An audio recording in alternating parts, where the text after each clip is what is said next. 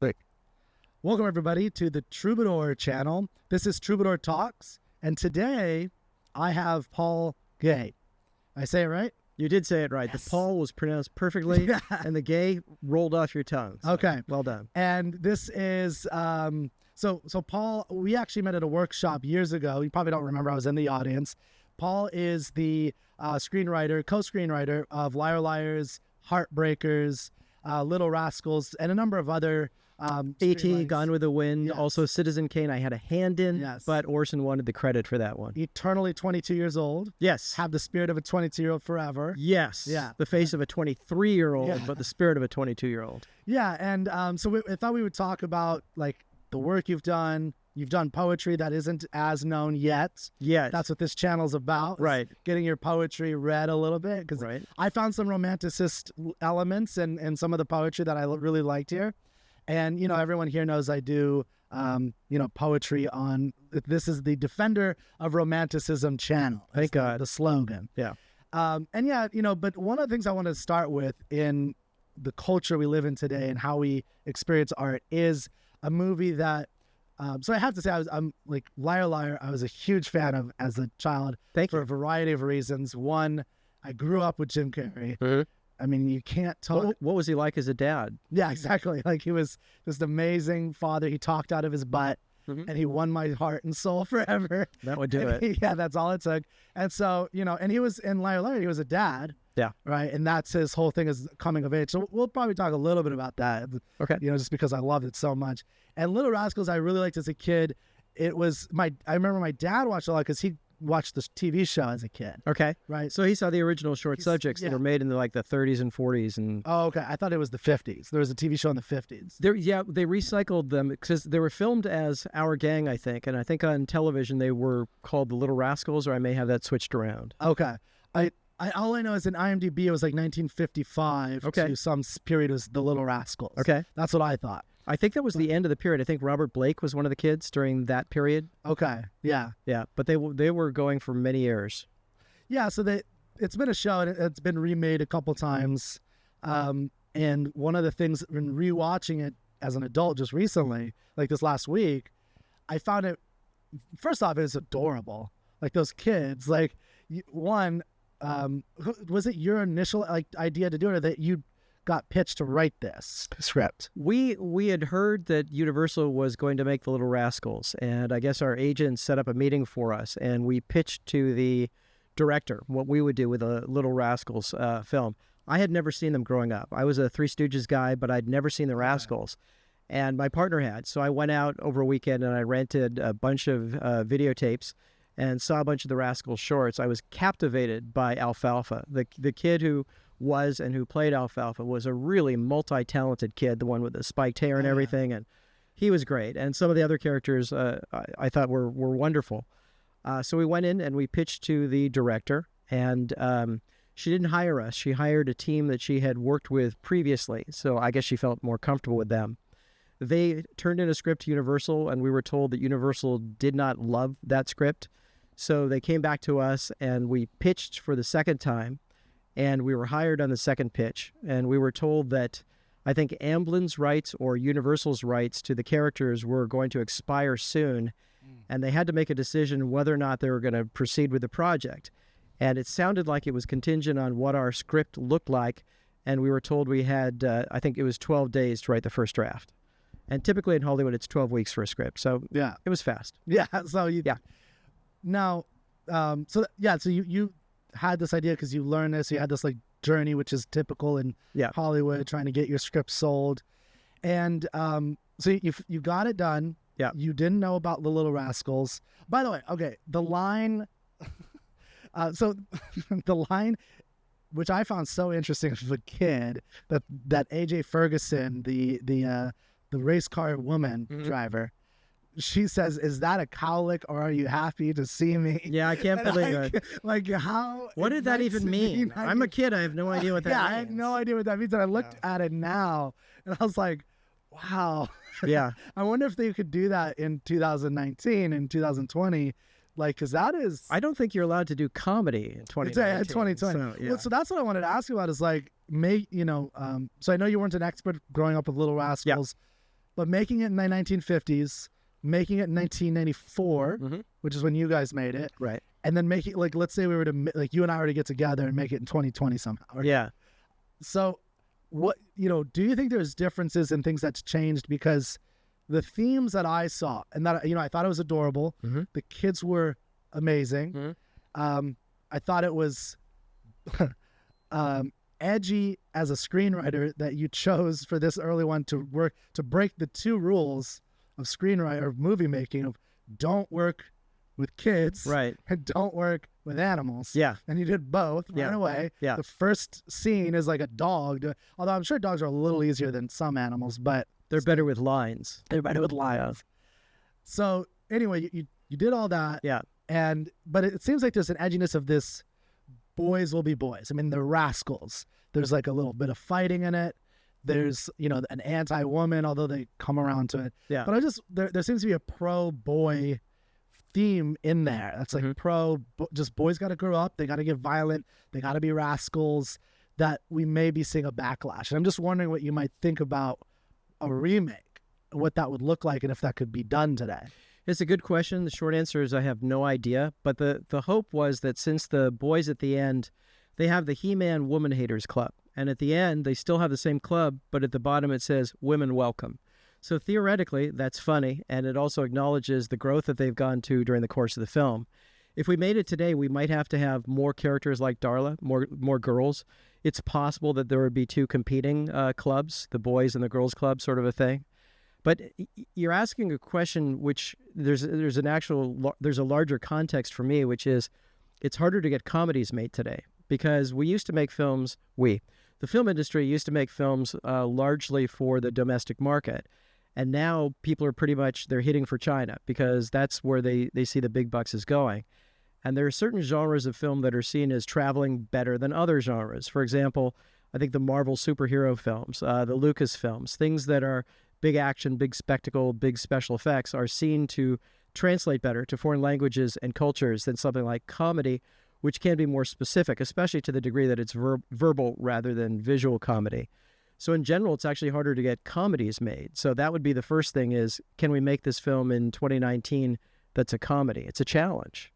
Yeah. So although have you seen Amazon Prime's The Boys? I have not. Okay. So I'm curious, maybe this will be a conversation we can get into about these types of niche in comedies and like, there are certain grittiness like Game of Thrones happening on television that isn't going international. Right. And then but the international thing I've seen for a long time, I remember the Johnny Depp, Angelina Jolie, or was it Johnny Depp and Angelina Jolie? Like they made this movie, The International or something like that. It was maybe 10 years ago. And I watched it and I was like, I've always known movies, big movies try to go for less dialogue, right? They're not a big dialogue driven movies. But I was like, I don't know if they've talked for 20 minutes and they're just moving around Europe and doing weird things. And I'm like, what is happening? And I saw this with like Transformers. Yeah. It's like there's a 28-minute fight scene or something like that. And or 30 minutes where they're blowing everything up. Yeah. And I'm just like, this is not for me. Like whatever this is for, whoever they made this, and it's 150 million, whatever they spent on this is not for Kirk Barbera, born and raised in Bay Area, California. Like, it's not for me. Yeah. Which is fine. I get it. But so I see what you're saying. Like the landscape has changed. Yeah. Dramatically. Yeah. I'm largely not an audience for those films either. I saw one of the Transformers films and my thought while watching it is I have no problem with the concept of giant toys beating each other up, but do they have to be so boring? I mean, couldn't they have real personalities? Couldn't there be some quirks and interest and real goals? When I see the 20-minute fight scenes in a Marvel film or whatever, I tend to like the comedy and the wit that's before and after, and sometimes the humanity and the pathos. But just the fighting squad. Wait, I'm sorry, we got a squirrel, right? Not related to me, not in my family. You're not a squirrel. I'm sorry. It's like that's right. Yeah. So the cliche is that films are a visual medium, and it's half true. They're also a verbal medium. Yeah. I mean, I love dialogue. Films like 2001, which to my mind is the best film I've ever seen. Not big on the dialogue, and what there is either banal or banal, depending upon your pronunciation. But in general, I love good dialogue. I love sparkling characters, which is not an argument against spectacle. It's could we do both? Could we alternate? Yeah. So do you have movies that have been made recently that you think hit some of those? I just read the script for the Meyerowitz stories, New and Selected, which was written by Noah Baumbach, if I have that name correctly. The film came out 2 years ago, and Dustin Hoffman is the patriarch of this family. It's sort of structured on the lines of Death of a Salesman a bit. And he's got sons who are sort of quarrelsome and not in each other's lives. And when I saw the film, I thought it was very good. And when I read the screenplay last weekend, I was once again brought face to face with my own limitations as a writer, because what he does in the screenplay is fantastic. The characterization solely through dialogue, the ability to mix drama and humor as if they are part of the same thing, rather than we can only be dramatic for a while and then we'll be comedic for a while. But the ability to mix it in as real life is, that kind of thing I just find remarkable. So there are good movies being made all the time. But at the same time, that acknowledged, we do have to acknowledge that a good number of screens are taken up with Pixar and with Lucasfilms and with Marvel. Mm-hmm. Disney, in a sense, has done everything right. I mean, if you're a Disney shareholder, who would not want to own that IP? And I like a number of those films. There's a number of the Marvel films that I do like. The Lucasfilms don't resonate for me, but God knows I liked Star Wars and I loved Empire Strikes Back. But they're doing something that's very smart financially, is they're spending, between $100 and $250 million and getting gross box office of around $1 billion or whatever. That's a smart business model. I have no problems with it. I just wish a bunch of other companies had different business models. When I was breaking into the business, Jeff Katzenberg, Jeffrey, sorry, I don't know him, was at Disney and was writing his memos about what we should be doing, and we should be going for, I think it was pre-Disney, sorry. And we should be going for singles and doubles and triples, not just looking for home runs with every film. So they would have a variety of different budget levels that would go up to $100 million for something like a Dick Tracy, but might be $20 million for something with stars who hadn't had a hit recently. They'd had career troubles, but they still had name recognition. So you'd have a good script, you'd match them with stars like that, and you would not expect a return of 1,000 to 1 on your investment, but you knew you were going to make a profit on those films. I'd love to see a return to that philosophy of movie making, so that there would be more smaller budget films. It's harder to get things launched than at any time since I've been in the business. Of course, I've only been in it for 5 years. Yeah, of course. Yeah, you just got here. I have no perspective on this. I get it. You just got here and you prenatally made a Liar movie. Absolutely. Yeah, it's the best way to do the writing. The womb is very comfortable. The womb, and no one's no distractions. None. Very comfortable. No notes. Yeah. So, so broadly, if I understand what you're saying, obviously, it's kind of cliche. Things are changing, but you're saying it's a little harder to make on the big screen. Like Little Rascals, Liar, like your 3 major movies, those made a lot of money. They were controversial. Maybe was Liar controversial at the time? No. Okay, not even controversial. Yeah. So it's just easy. And I don't even know some people were pro-lying, so the pro-lying people picketed us. But what can you do? Was Little Rascals controversial at all? No, it was hated by the reviewers. Hal Roach was the guy who had created, produced, directed, or whatever the shorts initially. Had assembled the cast. I guess the concept was his. And one of the reviews said, "Thank God Hal Roach is dead, because this movie would have killed him." And I thought, wow, guy, we're trying to entertain kids, and but there's some purists out there. Gotta love them. That's true. That's true. It's like no matter what, you're not gonna win. No remakes ever. Yeah. By the way, which I think is foolish, because the 1931 Dracula, which I love, is basically a remake of Nosferatu, which was a stolen version of Dracula from the book. Yeah. The 1931 Frankenstein is not the first. Thomas Edison did one, I think, in 1910. Yeah. The Frederick March, Dr. Jekyll and Mr. Hyde is not the first. There was a famous one with John Barrymore in 1920. So I think you can remake films all the time. For me, it's like a play with a different cast. Why not have fun with different cast members doing the same story? The problem is when it becomes almost to the exclusion of all other films, because the studios are terrified of doing something new that doesn't have audience recognition already built in. So they would much rather do a remake or a reboot or a sequel or a prequel, or turn a TV show into a film, or turn a fortune cookie into a film. Dr. Sleep. Right. Yeah. I know about that one. Stephen King. I don't even know if I'm not sure I'm excited about that one yet. Yeah. I haven't decided. But and even my mother notices this, right? Like my mother, my grandmother have noticed, like, they don't make movies anymore. Like, they're just the same thing. And go to. I mean, they sometimes go on like a Tuesday when it's matinee for the retired. I don't know what's 65 and over. Right.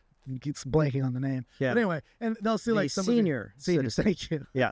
So, the young, youthful 65. Right. Yeah. Very healthy. And then that becomes a self-perpetuating thing because your parents aren't going because nobody's making movies for them. Yeah. And nobody's making movies for them because your parents aren't going. And it's like this thing. And so they're moving more and more into China. Yeah. And the flip side, as I pointed out, I think is I spend my time on Netflix, Amazon originals, Hulu originals, like Veronica Mars. Mm-hmm. Do you know that show? I don't. Okay. So I fell in love with that show just a couple years ago, but it was actually made in the early 2000s. It was, I think, for the CW with Kirsten Bell. And she's like a youthful 007 almost. She's like a high school student, but not even 007 is not the right word. Like a sleuth, basically. Yeah. But a high school student, very witty, extreme, like lots of witticisms. And it's in this like bubble of a world that he's created. It's not a real, so it's got a romantic element. And it's one of the first, I believe, shows that had like an arc throughout. That's one arc that was the main thing for a whole 16, 17 episodes. I think it was not the first one, but it was, I think, a bigger one at the early. Anyway, things are moving into television. Right. Television's expanding. So there's like these two different worlds. And I think the quality of television is really improving to the point where, you have legitimate stars that are not afraid of going into television. Yeah, TV used to be the redheaded stepchild of films, and it's the goal was always to work in films. I think for most people who came up wanting to write screenplays or teleplays, screenplays was the choice because that's the glamour, that's the sexy place. There's no question that the average TV show is better written than the average movie today. For one thing, television is writer driven. The showrunners are the people who create the idea, who write the pilot, who are overseeing the writing room. They hire directors in. So you're not at the mercy of a director who wants to change things or have everything tailored for him. It's, as I understand it, it's the showrunner's vision that wins. So the writing is going to be prized more than it is in other media, such as film, which is seen incorrectly as a director's medium. When earlier you said something about the market has never been more difficult to make comedies, right? Is it possible that when you're saying the market, you're talking about the Hollywood big screen market, right? Do you think that now the market is basically becoming like, so if you have a script, you might try Hollywood first and then go to a Netflix production company and try and sell it to them, or a company that, sells to Netflix, or there's a growing marketplace for screenplays. Yeah. Now that there's also a growing amount of people writing screenplays. Yeah. I think it's more than ever. It's like somewhere I read, maybe you told me this, like 1 million screenplays a year. I figured 100,000. Okay, that sounds more reasonable. Yeah. But still, it's a lot of screenplays. It's incredible. Every year. You've got something like 700-ish movies being released in a given year, and you've got 100,000 screenplays-ish being written. So the odds of any one writer making it or anyone's particular screenplay making it are obviously extremely small. I mean, it's always been an extremely competitive business, but it's certainly more competitive than it has been before, to my knowledge. And at the same time, the market's expanding. It is in terms of television. It is contracting in terms of feature films. Okay. I mean, you're not seeing them as one market, though. It's still separate. If I were breaking in, if I were 21 and breaking in, as opposed to the 22 that I am today, yes, I would definitely be knowing the cable markets a lot more than I am now. Okay. I don't know how much they're buying original comedy scripts that are 2 hours long, that are standalones as opposed to TV series. But in terms of output, you read about the majors cutting down their output to maybe 14 or fewer films per year. My understanding is that the 30s and 40s, which significantly predated me, that the average studio was making a film a week. So you'd have 52-ish films a year. So at the end of his or her career, a screenwriter might die with 40 or 50 produced credits of films that they had co-written, or sometimes written entirely. And now it's you're lucky to get stuff made. I mean, there's just, it's harder. There's a lot more development and less production. And you could actually be a writer in Hollywood that never gets anything made, but you're actually being paid to work on other people's stuff. Yeah. Maybe as like an uncredited writer, and I've heard of people actually making a career or like a long-term, I don't know if this is true, but like, is that something that people do? Or maybe they have one film and then they're just, like people send them stuff to work on. Hey, can you work on the dialogue on this type of thing? Because that's what you're good at. Yeah. I tell my students that the good news is it's possible to have a career in Hollywood without ever getting a film produced. The bad news is it's possible to, exactly, which is not why you get into Hollywood. Right. You don't go because you want a cushy ride with a lot of money. Not that you're going to get either of those anyway, but you go because you want to get films made, because you have ideas for movies.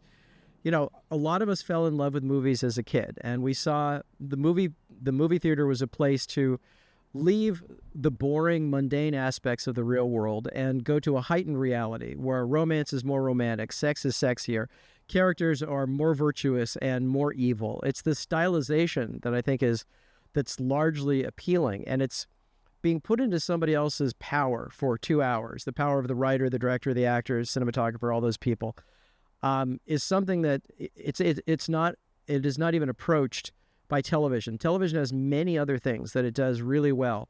But in TV, you're in control. You can stop at any time. You get up, go to the bathroom, get a drink, whatever. You're totally on your time. In a movie, in a theater, you're on the writers, directors, filmmakers' time. You're there for the 2 hours, and you're there for the duration at their pace, the way they want the story to unfold. That, to me, is much more of an art form than something that I can pick up and put down at any time. I say that realizing that books completely contradict everything I've just said. So ignore the stupid parts, and yeah. Yes. No, I have a special filter for that. Right. Which I have someone who does that, which basically means I get about 5 seconds in my 90-minute spiels is, not stupid. Yeah. But yeah, I mean, that's part of the way the conversation has changed on these things is we're allowed to say some stupid things occasionally. Good. Not that anything you said. Thank God. But okay. So in talking about the changing of the medium, and how there's a director fuel, there's a writer fuel. It's starting at 21, or at your prenatally, and and getting your kickstart out of the womb as a full-time bearded professional. Because that's how it happens. That's how it happens. Yeah. But I wanted to finish up. I did this conclusion about the Little Rascals. Yeah, because it was just interesting to me. It would be harder. There would be more voices in one's ear saying, "Are the girls getting enough time?" Okay, that's what I was curious about. Is there's forces? Yeah. And do you think so? There's forces that are saying, the way you're conceptualizing it is there's just more voices that have a say than maybe in the past. Yeah, I think there's more. Whether the specific executives in Hollywood are driven by whether they are embracing the diversity agenda because they actually believe in it, or whether they have to give it lip service because they figure they're going to get fired if they don't. There's no question that screenplays are being looked at in terms that they weren't looked at before. I'm not specifically saying that's a good thing or a bad thing. That's a different conversation, but. Yeah, it would potentially raise flags if you had all boys running the show. So I think Darla's role would have to be either expanded or there'd have to be more girls, is my guess. Well, I have to say personally, I think, I like the diversity. I mean, I think it's great. It seems, and maybe this is just a false impression, that it's not just about the diversity. Like, I really do like that there are women writing movies about women, because I think there's certain things that they know about being a woman that I couldn't write about. Yeah. And this is a boy writing about boys, because you were only 4 when you wrote this. Right.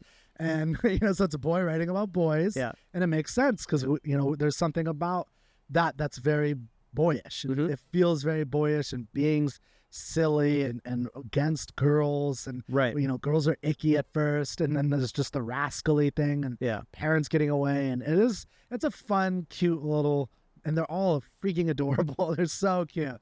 But it seems like there's more than just I want more voices to write stories, which I think is great to see something unique. It seems like there's a backlash against the boy thing. Oh, well, yeah. I mean, the boy thing. You and I both... Whatever you want to call that. Right. We, of course, suffer from toxic masculinity. So, I feel like I'm mansplaining by even holding a microphone and speaking. But yeah, I think being a boy, it was seen as something in Mark Twain's days that it's not seen as being now. I think back then it was heaven. The idea of being a boy in Missouri or wherever the heck he grew up was an idyllic place. Or in Ray Bradbury's stories and novels, aside from the evil stuff that would happen to some of his characters, boyhood was kind of celebrated. And now the feeling that I get is it's denigrated, that ordinary male boy behaviors are seen as bad, seen as the other. Yeah, because you have some bullies in the script, and one of the characters, Alfalfa, at some point finally, what's his line? He says, "I'm not prone. This is an example. I'm not prone to violence, but for you, I'll make an exception." That sounds right. Which I think is a great part of what it means to be a boy and a man. Is like, I'm not a violent person, but for you, I'll make an exception. Some people deserve an exception. Some people, you need to do it. And, there are bullies, and like there's an idea that, we have to eradicate all of that by pretending it doesn't exist, which in my mind, knowing kids just means that they're going to find other ways of being a bully. Like if someone's a bully, they're going to find subtle ways where the teacher doesn't even realize it's happening. I was a teacher for a little bit, and it was always shocking to me to learn. Like I care about kids. It's like seeing what a bully looks like and you don't realize it's happening. And so my point is, it's going to happen. I like The Little Rascal has this theme of like boys taking care of themselves. There's an educational view today called free range kids, I think, which is like free range chickens too. But and I get that, and hopefully it's correct that it's free range. Maybe I'm not saying the right term, but the idea of just letting, and I think that's important, and we're maybe losing that, and that's one of the reasons why I'd be wondering, like maybe it wouldn't go over as well to have these kids. It's like, where are the parents? Where's this They're in person? Helicopters, which is where they belong. That'd be a funny image, actually, to pull back at the end of the film and reveal that with helicopter parents all around, just making sure nothing with Donald goes wrong. Trump, and he's in the movie. Yeah, well, I figure we got him elected. He has the best line of the movie. Yes. Yes. Wait. How does it go? It's like, he's such a good son, I could buy him, or something like that. Like something like that. Like, he's such a good kid, I could buy him. Yeah. And it's like, I wonder if he's buying kids now. I don't know what he's doing with his money now. Let's hope not. Let's hope not. But yeah, so whatever happened to him? Yeah, because he was a mid-level celebrity for a while, and I don't see him on TV anymore. Interesting. Yeah, I mean, I've never talked positively about him on the show, but I do think it's interesting. People forget how quickly people forgot how they celebrated him in movies and rap songs and for like 30 years or something. Yeah. Like, he's in so many movies. Yeah. I'll pop on a movie in the 90s, and he's like coming down the New York City elevator. He shakes hands with somebody, Sandra Bullock or something, in one of the movies. And you just see that all the time. Like, I think he's a little crazy, but that's neither here nor there. But I find it interesting that people just completely forgot that we kind of created him. Yeah. Like in Hollywood. Yeah. That are hating on him so much. It's like, you guys created him. Yeah. It's your Frankenstein monster. It's the cancel culture. Yeah, it didn't happen. It really didn't happen. It's like, you got to take some responsibility for that. But anyway, so that's Little Rascals. I really recommend watching it again, guys, because those kids are just too damn adorable. I mean, like little Alfalfa, on his boat, and he's like so adult, like right after. And I really like, I think in your screenplays, and this seems to be, maybe it seems to be a theme of your screenplays is to have a clear, like the most clear theme you could have, right? Like a man who can't lie, and there's something about he has to, so you're telling something about honesty pays, or lying, even white lies don't pay. Yeah. Which is something that is very hard to wrap our heads around, I think, in today's world. Yeah. That even white lies don't pay, which I think is a big part of the theme of Lie or Lie. Like, not the smallest lies have ramifications. Yeah. And it's you could obviously write, like Sam Harris wrote a book on it. You could write novels, but there's a simplicity to the clearness of it. Yeah. I think Heartbreakers too, like the if you don't have a heart, you can't fall in love or something like that. You got to give it a chance. Like, what is it? Ray Liotta has the line of, like, you got to give love a chance. You got to open your heart. And there's some such great lines in all of these things where it's like, Ray Liotta's he's chopping cars. He's like, I'm going to make an honest woman out of you. Yeah. You're going to come back to me and you're going to chop cars. Yeah. It's so great. It's like, anyway, so I was reading a script magazine, and from my training, and I had started writing fiction a little later. I was like 19, and it was inspired by Ayn Rand. And so I've heard Art of Fiction, Romantic Manifesto. Art of Fiction for me is my Bible. I've read it over and over again. And so she emphasizes writing about plot. So if you guys are writers, I want to talk about writing for a minute. She talks about plot, characterization, theme, style. Those are the 4 attributes. Those are integrated sum. Yeah. You can't have anything without that. Like you can't separate theme from the plot and plot from character. And I was reading Script Magazine, and the thing was why you should have a theme. And I was like, how, like the mentality that would even be thought of as like a separate issue was very interesting to me. Yeah. And I think it's why your stuff is so good. It's because it's so integrated, the theme and the plot and the characterization, it's all there. Thank you. Yeah. So I just didn't know if you had thoughts on, like, for writers that maybe aren't starting with, do you start with the theme? Well, I teach screenwriting, and one of the things I tell my students, besides do exactly what I do, exactly the way I do it, is whatever gets you there, I don't care how you get there. What I care is that you wind up with a script that works, that moves people, is funny or terrifying or creates a sense of awe and wonder. I think it's hard to start with a theme and then deduce from that or induce from that, how do I best tell that story? I think people tend to come up with an idea or a character, and then you go from there. For Liar Liar, the note that I wrote down was, what if for 24 hours a man can't tell a lie? So from there, we then start to think, who is this guy? Why has he been lying so far? How successful has he been at lying? And how has he been hurt? Are there people around him who love him that he's hurt as a result of the fact that he's lied? One of the questions that we encountered was, who is going to like this character who is a liar and who has hurt people around him? And then we thought, if he has an ex-wife who still loves him despite how he, cheated on her, and a kid who loves him despite the fact that he never shows up on time, that's going to be a character that we care about. And you want to make sure that the plot obviously ties in with the characters. So it's why this character for this theme. Your character is going to go through an arc. He or she is going to change in some way. Does that change, exemplify what the theme is? I mean, in Liar Liar, it's pretty clear. You probably shouldn't lie. Things are not going to work out well for you in the long run, and they're not going to work out well for people around you, even in the short run. So but you're thinking of, I've read Rand's books on the Romantic Manifesto. I think is a wonderful book, but she's even though she was a writer, obviously, in the book, you're kind of putting out the 4 criteria or the 4 things that you have to do. As a writer, you don't so much think that way. It's a more, I hate to use the term, organic process of, okay, I've got this guy. What's his job? What's a job where it matters that you tell the truth? And we thought of jobs like politicians, because they always lie, used car salesmen, they always lie. I think we had a boxing promoter at one point because they're not good people. And we wound up with law for a number of reasons, one of which was, if you're a lawyer and you're lying, you can really hurt the people around you if you're suborning perjury.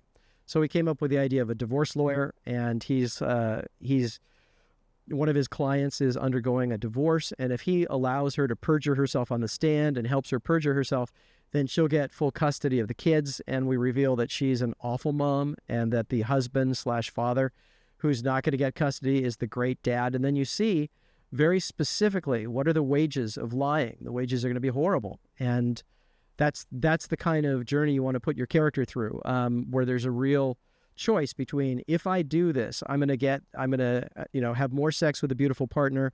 I'm going to become a partner myself. I'm going to be even more successful. More decent sex. He's had better. That's right. He has had better. He's had better. Which is interesting because, yeah. I've had better. Yes, they had indeed. So you're thinking of all those things, not necessarily sequentially and in an orderly manner, but, you're brainstorming. I had a writing partner back then. We would brainstorm back and forth. Now that I'm writing solo, I brainstorm on paper or on a computer, asking myself questions. Who is this person? Why is he doing this? What is it that he wants? All those sorts of questions. But yeah, she obviously identified the 4 key things. So I first off, I think like organic is a good word for the beginning part of the writing process. At some point, there needs to be, I would imagine, an integrative process, the editing Absolutely. process, where it's like you want to make sure there's not things that aren't supposed to be there. Absolutely, Like, yeah. This has nothing to do with the character. It's way out of character. Yeah, you're so I think of it in terms of two different hats that you have in your writing. There's the childish hat where you're a kid in a sandbox, you're playing, you're having fun, you're throwing out tons of ideas, and you're not judging yourself while you're doing that. That is absolutely necessary, but it's not sufficient. Then there's the adult hat, where you put on your engineering hat, your Mr. Spock ears, and you go, that's a good idea. It doesn't fit with this movie. That idea sucks. Why did I ever think I was a writer? That's really interesting, but it doesn't quite work with the other stuff. And this is where you're integrating, you're organizing, you're figuring out your act 1, your act 2, your act 3. You're kind of building the momentum and the crises so that the plot is going to climax at the appropriate point. You absolutely have to have both hats, but you cannot wear both at the same time. While the child is having fun coming up with ideas, you can't have the adult bitch smacking him and basically saying, "Don't do that, you idiot." So you've got to play, and then you've got to kind of assess what the playing has given you, and then structure it. Yeah, and I think you put it at the beginning, like, so you start with character, and it sounds like you start with a character premise, is what I would call it, almost. Like you have a character, or you didn't even have a fully fleshed out character. You had a premise. Yeah. Really. Yeah. Which was a man, Right. not a character, just a Right. human who can't lie for 24 hours. Yeah. Which has a lot of implications. And the reason I want to stick on this for a minute, as a writer myself, and I know there are writers who listen, because because you said a lot of great things we need to flesh out, and I think are important for all of us, is we have, as writers, especially in the modern era, I think especially, maybe it's just not true because I'm only 9, but there's a tendency to have premises and think they're incredible and that everyone's going to love them and we're done, basically. Once I have the premise, it feels good. Like I have a book on my, like on Amazon, I bought like this ebook called "You Should Be Working on Your Novel," I think. And it's tweets, or no, it's called "I'm Working on My Novel." And it's tweets of people who are talking about themselves working on their novel. And the ironic thing is, you should be fucking working on your novel. Right. Like the whole point is, like, it's a joke. It's all these people are working on their story. They're not actually doing it. And there's a trap we fall into as writers of, I do it all the time, of falling in love with the premise. Yeah. Because like you could have easily just had that premise, and that's a unique premise. Now the question is, how do you now have this abstract idea of a man who can't lie for 24 hours, which is a great premise. And that could go in a million different ways, right? He could be a martial arts instructor who's, some alien comes into town and he has to save the world. Like, who knows? You could make it some weird thing and he has to like lie, but for some reason they've made him not, I don't know, making stuff up off the fly, and not as good as Liar Liar. Maybe this will be like Liar Martian, or I don't know. But anyway, so like you could do a lot of things with it, but the translating, it sounds like, if I'm hearing you correctly, is obviously you have to ask a lot of questions about the character. Yeah. And you had a writing partner. Yeah. Which is something I always thought I would never do. And now it's like I romanticize it would be great because I've never done it. I've always done it by myself. For that reason, to have someone to bounce, okay, who's the character? Yeah. What does he want? Yeah. Why is he doing this? What type of job does he have? Who's in his life? What was his background? Right. And do you have now a set of, at 23, I know you said 23rd birthday, a set of questions that you've developed in your career to ask yourself? Like, I've seen sheets of asking questions. I've resisted them because they're not mine, for one, and I think there's something to that. You should make it your own to some degree, but there's a value in like answering the questions that this is like, who's he what's he doing, what's he going through, as part of translating that. Right. So you've brought up at least 3 things that I'm going to forget them while I go down them. The first one is a book where people are talking about writing their novel instead of writing their novel. Oh, okay. I'm aware of the irony of the fact that we're talking about writing as opposed to writing, you and I, both of us right now. The second thing is the premise and the importance of the premise. To me, there are 3 things that you have to... there are at least 3 things you have to do right in order to have a really good screenplay that has a chance of selling. Number 1 is the premise. You've got to capture people with the idea. Number 2 is the execution in terms of the story. Have you brought out the promise of the premise? Have you realized the promise of the premise? So if an average person hears the idea, for example, of the story of somebody who can't tell a lie for 24 hours, am I going to come up with the best possible story based on that idea? Or would somebody else just randomly hearing that come up with a better story? And my goal is, no, I'm going to do it because I'm going to put in the work. And in this case, it was my then partner and I putting in the work. We're going to kick these ideas around for weeks and weeks and weeks and weeks and weeks until we get the best version of this idea. I think a lot of writers, they're so in love with the original premise and they so much want to get to the fun part, which is writing the screenplay and the dialogue, that they tend to skip over or shortchange the middle part, which for me is the most challenging part, which is writing the story, which is what the outlining is. Figuring out who's this guy, who's he surrounded by, why is he doing what he is doing, what are the costs of what he's doing, what are the benefits.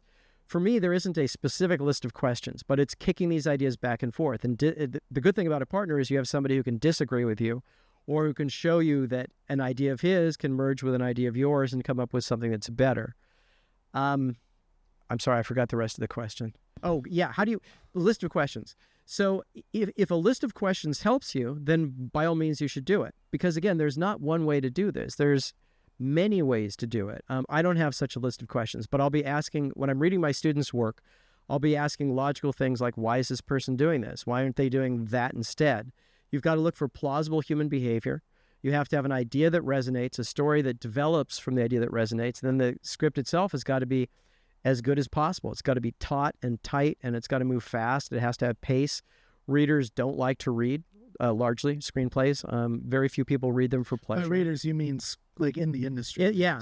Like they're not happy. There are industry people, it's their job to read screenplays. Yeah, and it's not necessarily... They don't like to read screenplays, ironically. Yeah, it's not their favorite thing to do, and many of them are not fantastic at it, unfortunately. Yeah. So you have to find a way to power through those other 99,999 scripts that are being written every year with the power of the idea and the clarity and purpose with which you basically make that idea come to life. He says inarticulately, being a professional writer. Well, so I mean, to be fair, there's a difference between conversation, the organics of conversation, and writing. So, so in the writing process, every writer has to develop their own process. Right. The key is to just write. Obviously, that's what every writer tells. Yeah, but before writing, I think you need to do a lot of thinking on paper. I think a lot of people get a premise and they think, this is great, I'll just start writing.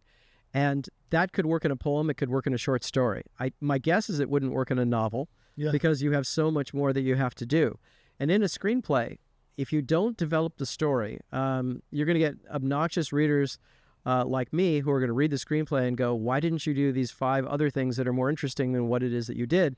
And it's not because I'm a genius, God knows. It's because I'm going to put in the time to think. My character can do 50 different things. Let's list them and come up with the most fun, funny, moving, tension-filled ideas possible. I don't assume that the first idea is the best idea, which is the rule in improv. I assume the first idea is a cliche, and that's why it's your first idea, because you come to the one that is the most easy and obvious. Obviously, this is not always true, but in general, the more you dig, the more likely you are to find something that's even better.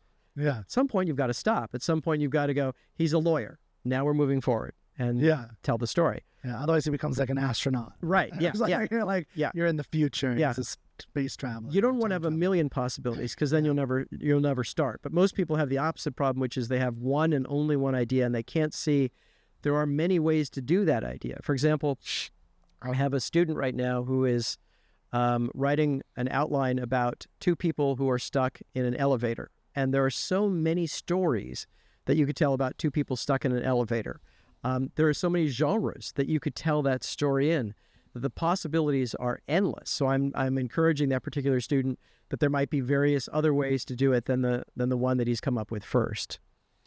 Yeah, and this is a screenplay? Yeah. Okay. Interesting. Yeah. Yeah, I mean, I think those are good exercises to do for sure. Yeah. This is a student. So anyway, I think that's the process of working out on paper is really important. I think I do actually try to do that, but it's no matter what, there's the other side of this is that working out on paper may not be enough. Mm-hmm. Another element would be, and I'm going to recommend working with a professional, which is something that I started only doing more recently. Yeah. And So for instance, I wrote, so I'm gonna start. I wrote a novel, screenplay. I'm gonna talk about the novel real quick. So I wrote a novel years ago. My goal since I was 19 has been just to be a writer. I think I envisioned it as a fiction writer originally, and I've written a lot of short stories. Like you said, I can often have a premise, think about it a little bit, jot down some notes. Here's where it's going to end. Here are major things. Yeah. Boom, bust it out in, a couple sittings, sometimes one setting if it's really short. But yeah, with the novel, I plotted it out very much. I wrote it. It was, I think the story is very interesting. I think there's, the character's interesting enough. But what I learned, I put it down when I'm 34 now. I put it down when I was 28. I wrote, like 20, 29, I wrote it, put it down. And I just said, I don't like this. I think it's crap. Yeah. After it was fully written. Yeah. And the reason was, now that I know, and I'm working with Robert, who you recommended actually, so I'm going to blame you. Okay. No, Robert Bignatu, I believe is how you pronounce his last name. And it's been great. He's a very good editor, so I very much appreciate it, because he's what I realize now that I was off-putting, and I'm just revealing to everybody my own foibles, so you can hopefully learn from it, is the narrative voice wasn't solid.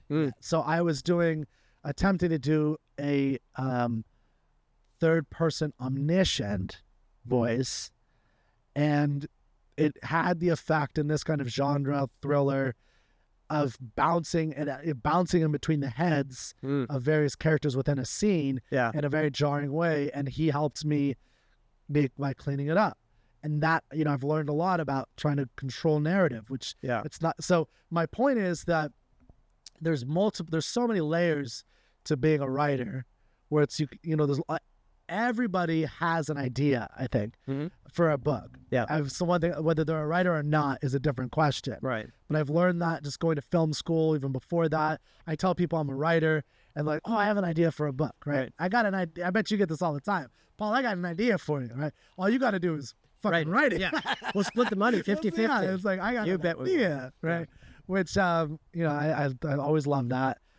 But then the next layer is, of course, asking the questions on paper, getting the feedback. I think you have some good like blog posts out there and we could try and link to them if you're okay with it. Please. On eliciting notes, which I think are a good thing that I've been working on myself. Yeah. Getting notes on your stuff, improving it. And then the third layer that I think we're living in such a good era for, actually, is having a professional who has a few years extra experience on me to help you solidify your vision and make it happen. And for me, like, I just want to get this one out in the next 3 to 6 months, because I'm already working on the next novel. I've already written the first 20 pages and I want to go into it. And so I did that with the screenwriting. So I really wanted to, say your script writing consulting services was very useful for a variety of reasons. And that was one of them, is kind of, I had the vision. I stole it from a better writer, though, the screenplay. And I think the premise is good because he did it. It was very good. And so I was like, all right, well, that's a good premise. Can I add a little bit to it? And I think in working with you, it taught me a lot about things I do that I get in my own way to tell this story. Yeah. Which is really, it was based on a Hawthorne story called Dr. Heidegger's Experiment. And, it's a 6-page story. Right. And I turned it into this longer thing, and I got in my way. I overcomplicated it.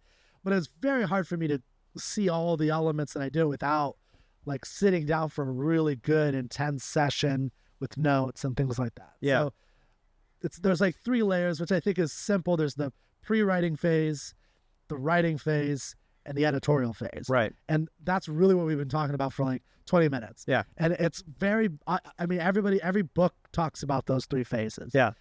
But I think it is helpful to see them practice out in real life with Liar Liar, the stuff I'm working on. So we're all struggling. Yeah. Even at 23, you're probably still struggling. Still some struggles. With the same, still getting carded, Carded with the same things. Right. So anyway, that's it. I did want to ask, I wanted to move on to a couple other things. Sure. I want to read one of your poems, but I have to ask because, like I said, Liar Liar is so you know, it was Ace Ventura. I think like The Mask, like Liar Liar. Like I think that's 97. So I was 12, and I just cracked up with that movie. That movie was so good. The Pen is Blue was freaking hilarious. That was such a cute, like just it. So I wanted to ask, since I got you here, do you have any fun insider stories about that particular movie? Putting you on the spot. I know. Yeah. So writers are not encouraged to visit the set a lot. Okay. But we did visit a couple times. And the first time we came in, Tom Shadyac, who was the director, introduced us to the cast and made some joke about our being the fountainhead of comedy or something, and then Jim Carrey made a reference to our being the fallopian tubes of comedy. It was funny when he said it, I have to say. Yeah. We watched them shoot some scenes, and we watched Jim do like 10 takes of a scene, not because he's blowing it, but because he has different ideas all the time. Yeah. Incredibly energetic guy. It's hard to earn a $20 million paycheck for acting, but he definitely was giving it the old college try in terms of being totally physically committed to the role and doing variations on things. And it was fun to watch him work. I went back a second day. There was a sequence in which Fletcher, who's the Jim Carrey character, has not taken his son Max to the wrestling matches like he promised. And in the screenplay that we wrote, he finally does take his son to the wrestling matches. And there's a sequence where we see this incredible excitement going on in the ring. And then we see Max, the kid. Max is looking really unhappy. And then we reveal why. His dad, Fletcher, is sitting next to him, but he hasn't looked up once. He's been working on whatever the brief is that he's doing for the legal case tomorrow. Yes, I remember that scene. So you have them kind of being separated. And we filmed the scene at the Olympic Auditorium, and I was a huge wrestling fan. That's why I am a huge wrestling fan. That's why I wrote it into the script. And we got there. There were thousands of fans. I don't know if they were paid extras or unpaid who were watching it. And the guy who was Sting was one of the professional wrestlers. He was a huge wrestler at the time. And Sting, yeah, not the singer. I was not like, the wait singer. a second. He's pretty scrawny, Yeah, right? different guy. Sting. Yeah. Did he didn't have a mask, did he? No, he had face paint. He was a really, really muscular guy.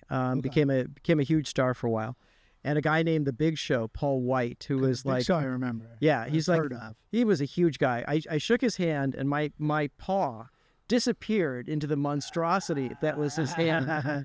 And I said, "Do you mind if I ask you a question?" And he said, "Is this a locker room question?" And I started blushing, realizing what he was thinking of. I said, "No, how tall are you?" And I forget whether I had actually no interest in the other question. And I forget whether he said 6'11" or 7 feet, but he was a large, tall man. Jeez. Yeah, legitimate giant. So they had this wrestling match that was being worked on by, I'm going to lose the name. He's a guy who's done stunt coordination for tons of movies, and is Gene LaBelle, Judo Gene LaBelle, who's a real life badass. And he played the referee. So they did this wrestling match, which for me was an incredible treat as a wrestling fan. Yeah. And they put the scene in, and then they cut it from the film. And I think the feeling was that the moments, the act one before we get to the wish, they thought perhaps was dragging. I'm guessing. Nobody ever told us why. Okay. And so they cut it. And I was an extra in the scene, and the camera pans past me really quickly. So that would have been my claim to fame. My Liar acting credit got cut. So, okay. there you go. Yeah, because they're in the story. It's baseball, isn't it? No, it's still wrestling. They talk about going, but the scene where they actually go is cut. Okay. But there is there. I know he gives him a baseball glove. That sounds right. But I think because the line is like, Fletcher says he gives it to him, and then I know this movie better than you do now. the ex-wife and Carrie Ellis, they're going, and then like Fletcher says, like the son and Carrie play baseball, and then Fletcher says, "Great, I'm basically cutting myself out right now." That's right. Like I'm cutting myself out of your life, step by step or something like that. It's a great line, of course. Yeah. I don't know if I knew at the time that Carrie Ellis was the Princess Bride, because I would have been such a huge fan and gotten autographs and things like that. Yeah. For some reason, I didn't make the connection. Okay, yeah. But yeah, so like it's baseball, I think, to some element, and then wrestling. Before we move on, because maybe this could be a good bridge to romanticism. Actually, maybe we'll see. I'm gonna lob one out there and see if this happens. If we can connect with this, so you like wrestling? You've written for the WWE, is that correct? Yes, I had a glorious month in the creative department of WWE as a writing consultant. Because it's not real? I thought...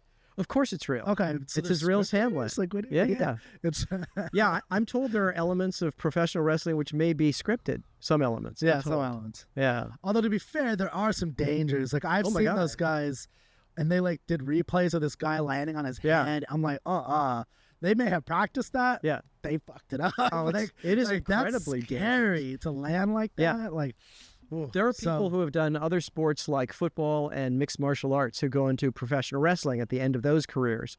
And to a man and to a woman, they say professional wrestling is tougher because you may be wrestling 4 times a week. You're traveling all the time. You're responsible for your own travel and things like that. And if you have a 265-pound man climbing up the turnbuckle and leaping off the top rope onto your body, you better hope his aim is not off. You better hope he hasn't been drinking, hasn't been taking any painkillers, that he's in complete control of his body at every moment. Because if his knee lands in the wrong place, you've got a broken rib or worse. And these guys are incredibly banged up. I mean, a lot of people leave wrestling on crutches, basically, or in wheelchairs eventually, because they've been taking bumps, which is a crash to the hard mat, there's wood underneath it, 4 times a week for 20 years or something like that. And imagine what that does to your spine. So even though obviously the endings are predetermined, how you get there is not nearly as painless as they all wish that it were. Yeah. But anyway, so you worked there for a month. Yeah. And so you worked for them. You know, and you just said you're a big fan. Yes. And I'm curious so I've watched some of it. The Rock is the one who got me watching it, actually. Yeah. Like, he was very dynamic. Oh, he was great. And he was so charismatic. He was just a remarkable guy. His dad, Rocky Johnson, was my all-time favorite wrestler. I saw Rocky Johnson in San Francisco when I discovered professional wrestling, and his grandfather was Peter Maivia. And Rocky Johnson dated Peter Maivia's daughter, and they got married. They had a kid, and I don't know how many kids, but one of them was The Rock. And when he first debuted, I thought, this guy's great. He didn't actually have the physical dynamic presence that his dad, Rocky Johnson, did, but the charisma was off the charts. The guy was just so charismatic. He would raise his eyebrow, and the audience would go and say, smell what The Rock is cooking. He was great. And this is called The Stick. So on The Stick, he was one of the best guys ever. His charisma and character just oozed out to the public and captured people like very few people in professional wrestling history. Yeah. Yeah. Not me. Like, I wasn't a huge... I watched Hulk Hogan a little bit when I was young, but didn't watch a lot and didn't. So, yeah. Because you're a sane person, unlike some of us. Well, so yes, I'm super sane, obviously. But the reason I was asking, and I'm curious about the romanticism connection, is there is a heightened element to the whole scenario. Completely. It's because it's not a real sport in a sense where you're not going to have WWE in the Olympics, right? Because there's scripts and it's things like that, and it's a show. It really is a show, but it's this dynamic between 2 men, sometimes 3, sometimes Donald Trump, right, with a chair. Absolutely, yeah. Bring it back to Mr. El Presidente, right? And so you have this heightened element. Everyone's passionate. Yeah. There's rivalries. Yeah. That are, of course, like Muhammad Ali was great because he brought he was inspired by wrestling. Right. To the story. That's right. To bring it in there into the ring. Yeah. Like he did poetry. And it seems like, and you have a very romantic flair. And I have a definition for what I mean by romanticism we could talk about in a few. But what do you think about that heightened level? What it's, like, people denigrate wrestling. Yeah. Let me encapsulate the question like this. People denigrate WWE wrestling as, well, it's just fake. It's like, well, do you go to the fucking movies? Yeah, it's fake. I'm told that movies are written too. Some people make a fair living writing them. So I mean, there's a defense for it. And I'm like, you seem to be really passionate and love with it. Yeah. And maybe you can go into details on. Well, I discovered it when I was even younger than I am now. I was a kid, and my dad told me that it was fake, so I knew that intellectually. But watching it, there are these larger-than-life characters who are capable of doing feats. There's a guy, Rocky Johnson, who was about 6'2", 6'3", weighed 265 pounds of pure muscle, When he was tagged in by his tag team partner, he would leap over the top rope. He would go into the Ali shuffle. He would do unleash. The Ali. Muhammad Ali. Yeah, he was training partners with him for some brief time, and for George Foreman. Oddly enough, they fought, by the way. Yeah, just in case you didn't know. There you go. Yeah, and then he would unleash this series of 3 flying drop kicks where he would fly into the air with his feet and connect with the face of another guy who's 6'5", and you're going, this is not possible. This is like Superman to some extent. I couldn't believe the exciting athleticism of people who are defying gravity in the ring. And for me as a kid, this was a morality play. Right now, wrestlers aren't so much good guys and bad guys. It's more everybody's a tweener. There are people who are better and worse, but it's all shades of gray. When I was growing up, it was the exact opposite. It was clear-cut good guys, clear-cut bad guys. You hated the villains. It really mattered to you that the good guys won. I'd go to the Cow Palace in San Francisco, and the level of heat, which is rage and fury, that would be created when a bad guy was cheating to beat the crap out of a good guy was enormous. It was dangerous for the bad guys to get back to their dressing rooms. And I'm not exaggerating. There were bad guys who would fight Peter Maivia, the leading Samoan star in that area. And there were tons of Samoan fans in the audience. And they tended to be large people, like 6 feet, 240 pounds. And the bad guys would say, I don't want to beat up Peter Maivia because I want to get back to the dressing room in one piece. There are gunshots. There are stabbings. People took this very seriously. Like literal gunshots? Oh, I mean literal gunshots. I mean, Bruno Sammartino was wrestling and somebody shot at somebody else. People took this very seriously. Stabbings were not uncommon. People believe, not everybody, obviously, but some people believed that this was completely on the level and their emotions would carry them away. And the bad guys were, let me put it this way. A couple of years ago, a wrestler named Superstar Billy Graham was writing his autobiography, and he was soliciting memories about his career. And I called him up and I said, you were in the Cow Palace. You were in a tag team with this other bad guy, and you guys would always cheat to beat the good guys. And I said, I wanted to kill you. And he laughed and he said, thank you. I had no idea I was so over, which is the term for if you're a bad guy, they hate you. If you're a good guy, they love you. These guys, they are masters at eliciting emotion. They're masters at making you hate them or love them. Yes. And that was the goal. So for me, it's a morality play. It's good guys versus bad guys. And that was the appeal. That and the incredible athleticism, which reminded me of superheroes.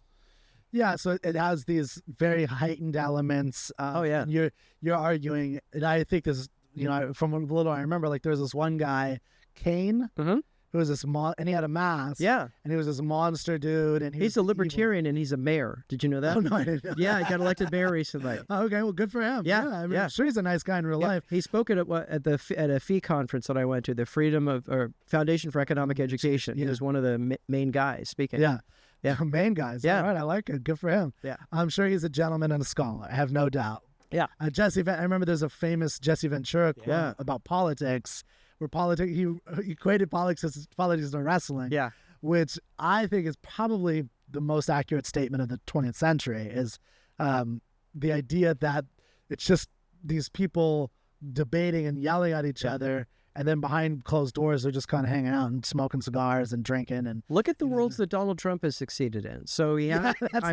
but it's true. I mean, he comes from Little Rascals. Yeah, and you wrote for him from that's right. We're not to blame you, man. Yeah, this is like all you. But he comes from reality television. He's in the biggest angle in the history of professional wrestling. You mentioned the angle where I think he took a chair to Vince McMahon, or he punched Vince McMahon. Him and Vince McMahon. Yeah, the two billionaires. Yeah, right. So then they had, for one of the WrestleManias, they had a hair versus hair match. So each of them was championing one wrestler. Yeah. So Donald Trump's wrestler beats the crap out of Vince's wrestler. So Donald Trump gets to cut the hair of Vince McMahon in the ring. This was the biggest angle in the history of WrestleManias. It generated tens of millions of dollars for this. It's genius. And then he goes to become president. Here's a guy who knows how to work the system. He knows how to do a certain appearance of reality that appeals to a lot of people. It's interesting when people, I can totally get, I have extremely mixed feelings about the man, most of which are not positive, but some of which are. But when people call him stupid, I don't really think a stupid man gets president. I think there's a lot of things that go into that. And I think here's a guy who knew how, for better and worse, who knows how to work the public, or a good part of it, in a way to get what he wants. That's a talent. Again, whether it's being used for good, ill, or both is a different conversation. Yeah, he's definitely master manipulator, Right. of Yeah. emotions, Yeah. which Exactly. is an artist type of thing. So he probably has an element of artist. Like looking at his career, his father is probably the real estate guy. He is the media conglomerate. Yeah. He's the media showman. branding guy. Right. Because even in what I've learned about his deals, it was often to put Trump up there so that he could brand it, and now he could sell it in different countries, and that's how he's made most of his money. Yeah. And it's the same thing with like WWE, where he's building a brand, Right. and it's very clear to elicit emotions. And even as president, I mean, the problem is with presidents, there are dire consequences. Right. That it's not as real Right. in wrestling that it is in presidency. Agreed. Where it's like, you're pulling out a cereal all of a sudden, like this is supposed to be, like, all right, we don't have to talk about that. But the point is, there is real consequences now. And maybe as a society, we'll have to reflect on the legitimacy of hiring somebody like that for that position. Yeah. But the political thing is, it's really But interesting. it's very, the connection. Yeah, is what Jesse interesting. said. I mean, it makes sense that he got elected governor. At some point, people get fed up with what's going on. They figure nobody's listening to them. And if there's a no bullshit guy or somebody who seems like a no bullshit guy, that can be appealing for a lot of people. Yeah. So that's the heightened element. That's romanticism. Yeah. And then, so romanticism, one thing I talk about romanticism is that it was, the way we often think about it is it's a reaction against classicism, right? Traditionally or historically. But what I think the Romantics did, and I want to bring up your poem in a second. And do you want to read it, or do you want me to read it? Because I'd be happy to read it. Like if you don't feel as comfortable. I'm fine mangling my own words. Okay, if you want to read it, Yeah. we'll read it in just a second. It's called The Crystal Springs Way.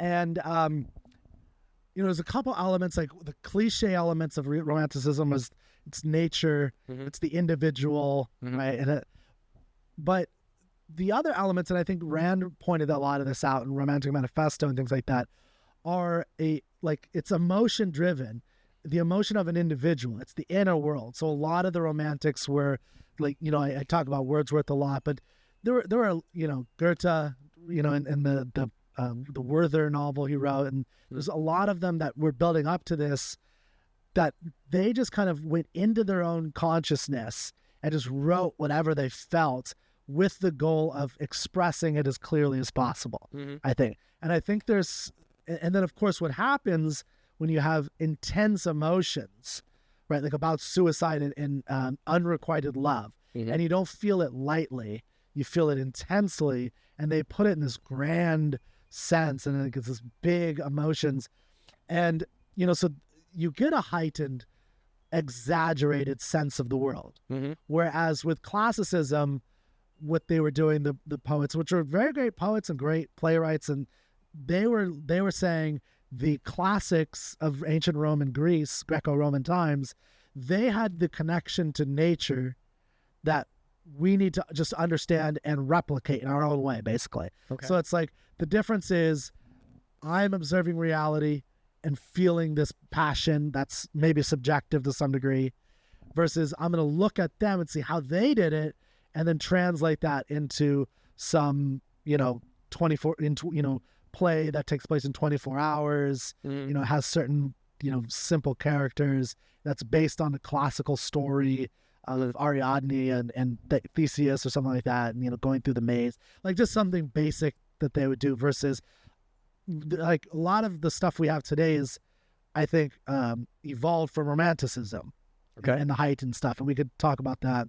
like science fiction, like all this stuff is created out of this era. Even though a lot of the fantasy that we're reading comes out of the 1700s, but it has this heightened element. It's very intense. Yeah. Right. Or that's the goal.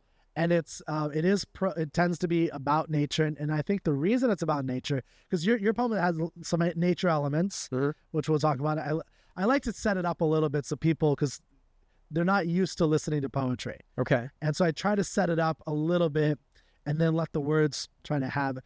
But so the poem is about finding your poem is about finding a location, right? That's like almost a spiritual location for you, the author. Yeah. Like you, the creator, you have this place. Whether it's real or not, we'll talk about afterwards, the biography of it. Okay. but like almost like a magical place that you need to go to, and you're recommending somebody go to this location. Yeah. And it feels something for you, and you have really good elements of, nature discussion or like, what's the word I'm thinking of? Descriptions and things of that nature. And that I found very, profound in doing the lyrical ballads, poems with Wordsworth, because he was trying to elicit, like he was trying to express his own feelings, like the way he saw the world, not the way necessarily anybody else saw the world. Yeah. Does this make any sense? I'm trying to like a little bit. Okay. Yeah. Okay. We'll try to flesh it out. Okay. A little bit after we read it. How about that? So, I'll let you read it. Okay. And then we can kind of talk about it. All right. Tell me when. Whenever you're ready. All right. The Crystal Springs Way. If thou ever chance upon Settlebore, my son, a tiny town in old New England state, then live with the natives for a while, eat their bread and drink their wine, so that their greatest treasure may be thine. If thou keep thine ear open, thy wits about thyself, thy tongue willing and kindly to all, and ply the people with plenty of ale, aye, and merrily drink some too, in time, I say, in time, thou wilt hear of the Crystal Springs. Oh, for the Crystal Springs, for the rushing, bubbling brook where I spent my child days, swathed in green, skipping on stones across the stream with friends long gone.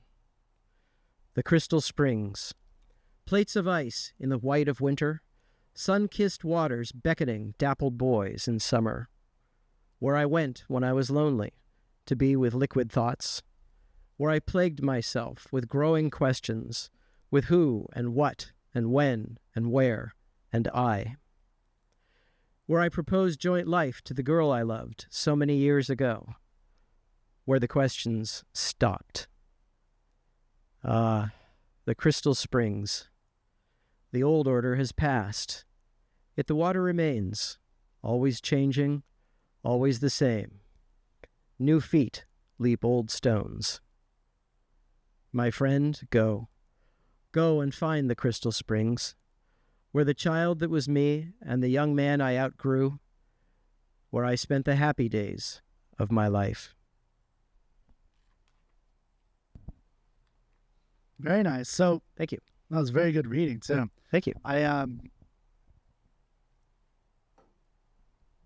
Is Walt Whitman, is that an inspiration for this at all? So let me tell That's you what comes to my mind. let me tell you the truth, which is going to be really embarrassing.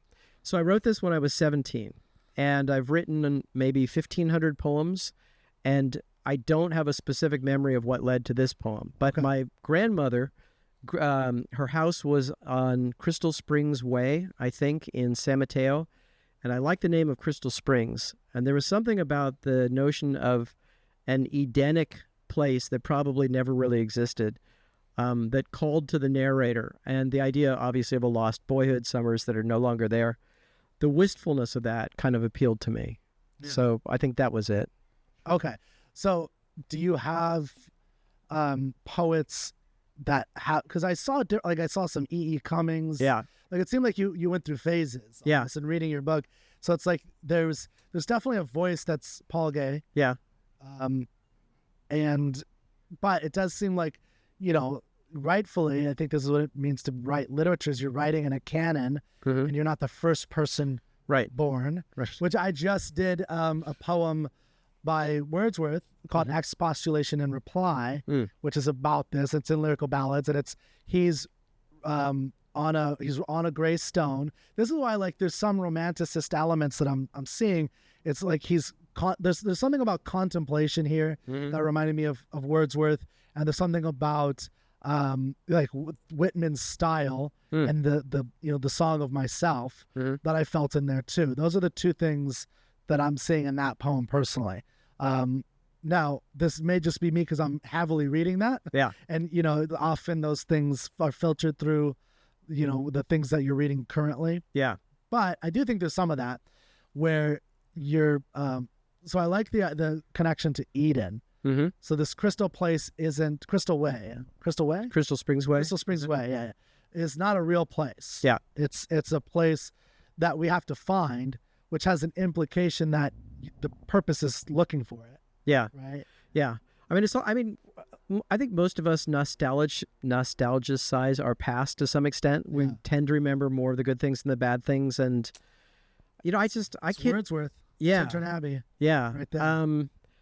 I am not as well read in poetry as I should be. So I probably couldn't pick Whitman out of a lineup. But I've read all of Poe. I've read all of Cummings. Poe really spoke to me because I was I like poets. The poetry yeah. too. I mean, if you're a teenager, very dark, of course. Yeah, the darkness, necrophilia that people don't realize is necrophilia. The City by the Sea. Yeah. Oh, that poem. Yeah. Gets me. Yeah. That one does. That's powerful. Yeah. If I could write Annabelle Lee, I'd retire. That one too. Oh. Yeah. Yeah. It's amazing stuff. I had a teacher at Pomona College, our creative writing teacher, who was a published poet and apparently a very well respected one. And my God, did he dislike my stuff? Bless him. And he said something like, "Who do you read? Who do you like?" And I said, "Poe." And he said, "That explains it." And I thought, wow. And people always just have shitty things to say if they don't like wow. I mean, and Poe is hated on a lot. Like they people don't even call him some poets don't even think of him as a poet. Yeah. He's just a singer, songwriter. Well, I'd love to be as bad a poet as Poe is. That's all I can say. Or he's just a drunk. Right. Like everybody else in literature is so sober. They're such great models of behavior. I mean, if I could write like that as drunk I would drunk all the time. Yeah, I get it. Like I'd be drive drunk and write. Okay, that wasn't a real idea. No, not actually true. We're not doing that. Okay, so you didn't have training when you did that poem? No, I mean, really? That's amazing. Well, thank you. I read whatever poets we read in high school and college. Okay. I've got. Did Emerson write poems too? Oh yeah. Okay, so not a lot. I think Ralph Waldo. My favorite is the Apology. Okay. And I like it. And he goes to a brook, or he goes out into because he apologizes. And this is somewhat similar. It's like I'm going someplace. Yeah. And poets write about this a lot. Of course, I'm going someplace. I'm sorry that I'm not present with you, but I promise I'm going to bring something beautiful. Yeah. And I'm going to put it in a word from this like petal or this flower. I'm going to put it in the word and give it to you. Yeah. It's called the Apology. I'm pretty sure it's Emerson. That's a neat idea. Yeah. Yeah. Yeah. So I'm not as well read as I should be, but I've read fantastic poems, and Ozymandias by Shelley is incredible. The Robert Frost, the Two Paths poem. Yeah, Is it The Road Not Taken, or is it less taken, or the road less traveled? There you go. I think that's how it's coming off as incredibly literate at this moment, but yeah. So they're like great poems. It's great stuff. That's what you need. Yeah. Yeah. You're great poems. Yeah. Sorry, I'm saying like you wrote and just read a great poem. Well, thank you. So that's I think it's a very quality poem. Now I haven't dissected the meter and the rhythm. But it seems like you have some structure to it. Yeah, there's probably something there. There's something there. I don't like. One of the things I've railed against a little bit is that we don't teach how to do that as much. I struggle understanding it. I'm getting it a little bit better now, and because of postmodernism, we're taught just do whatever, just free verse. Yeah, right? Which I like blank verse, which is blank verse has a meter and rhyme, or a meter but not a rhyme. Right, so there is like iambic pentameters. Yeah, blank verse. That's what Wordsworth wrote in. That's the common one. Free verse is whatever the fuck you want. Right, and it's about like so it's just talking. Sometimes you might have a rhythmic way of talking. Yeah, that's it. Now there seemed to have been some kind of structured meter in there. I could be wrong, but the point is, the imagery is very solid. So I like that. I like imagery. You have like the solid white plates, and you're describing this place that doesn't exist, which is great. And it's like this perfect Eden. Yeah. And you're telling this other person to go to the Crystal Place way. Yeah. And I think that's a very good thing. And I know you like science fiction. I do. There's a theory in science fiction writing in the early days that called the Eden complex. And the idea is that a lot of science fiction is, if you talk about Frankenstein and Walton, right, and the novel, and you have those two characters, and Walton is actually trying to find this, I can't remember what it's called, the Hyperborea.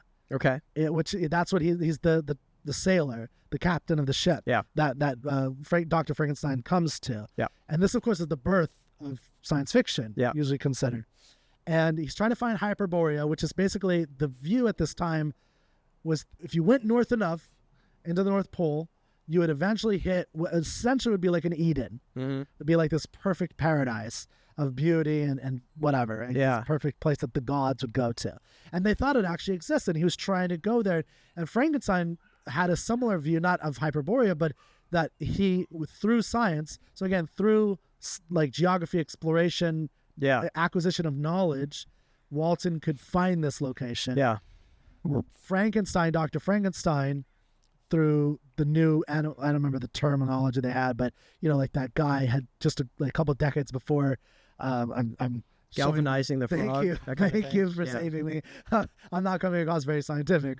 So that's the kind of idea that Frankenstein's going on, where there's with science we can create this perfect paradise. Yeah. And that's a theme that you see in a lot, especially classic science fiction. Yeah. That the utopias, the dystopias that result, that kind of thing. And they tend to go together. And there's something about like your poem that has that kind of, there's a utopia out there, just go search for it. And I'm curious, I wonder if there's like, you're attracted to certain of those themes in great science fiction, or in science fiction, because that's another of your passions. Or am I stretching? There could be stretching. That's interesting. I never think of those terms. There is a sense of the perfect place, I think. Talk about stretching. The problem comes when people try to force it into existence by reshaping man so that they will fit the idea of the perfect society. And then you have, to some extent, what we're having now in the United States, and certainly what more totalitarian regimes have been having across the world. But there's an idea that man just shouldn't be the way man is, and we know how to fix it, and we have the right to fix it. And if it costs a few million lives, that's certainly a fine price to pay, because eggs and omelets and things like that. Yeah. So, okay. Well, let me ask you this. So we're going to try and wrap up here pretty soon. Okay. But I wanted to close with some. I know science fiction is something we share in common in terms of enjoyment. You love science fiction movies probably more than I do. Or you have more experience with it, I should say. So. What are some of your favorites? Yeah. And do you have do you love them just because, or do you have like a history story for yourself of what science fiction does for you? Yeah. Because I try to make a stretch. I think I fell flat. And I appreciate you not, shoving me into the pool, but I try to make a stretch for imposing my views of why you do. 17-year-old Paul Guay has this poem about Eden. Yeah. And I think there's a strong Eden complex in a lot of even movies. Yeah. Even Blade Runner. I mean, they're trying to get off planet into this perfect place. And there are these people battling, and it's all about the acquisition and transference of knowledge. And all right. But favorite movies. Okay. So I like to overcomplicate things. All right. So backing up a second. So I was thinking of science fiction, fantasy, and horror, and which are three of my favorite genres. What do they have in common? They're not real. And what is the attraction of the not real? For me, average life is not the most exciting thing that could ever happen to anybody. And Hitchcock, I think, said that movies are life with the boring parts taken out. I love that. So don't give them a slice of life, give them a slice of cake. There you go. There you go. That's Hitchcock. Yeah, I don't think we're in the reportage business. I think we're in the, I want to make hearts yearn and people cry and make a lot of money doing it, potentially. But science fiction asks what if, which to me is the most magical and wondrous of all questions. What if we grew up on a different planet? What if other creatures than us grew up on this planet? To get to the specifics, 2001: A Space Odyssey, I saw for the first time as a kid in one of its reissues. Then I read the Arthur C. Clarke novel, which was written simultaneously with the screenplay, which I think is the only time that's ever happened. I didn't realize that. Yeah, and the novel explicates Clarke's ideas of what he and Kubrick were doing with the film in ways that made total sense to me. So then maybe a year or half a year later, I saw the film for the second time, and it was the best viewing experience of my life. It was just this magnificent spectacle of poetry done by mechanics. The music of Blue Danube as these ships are circling planets was so overwhelmingly beautiful.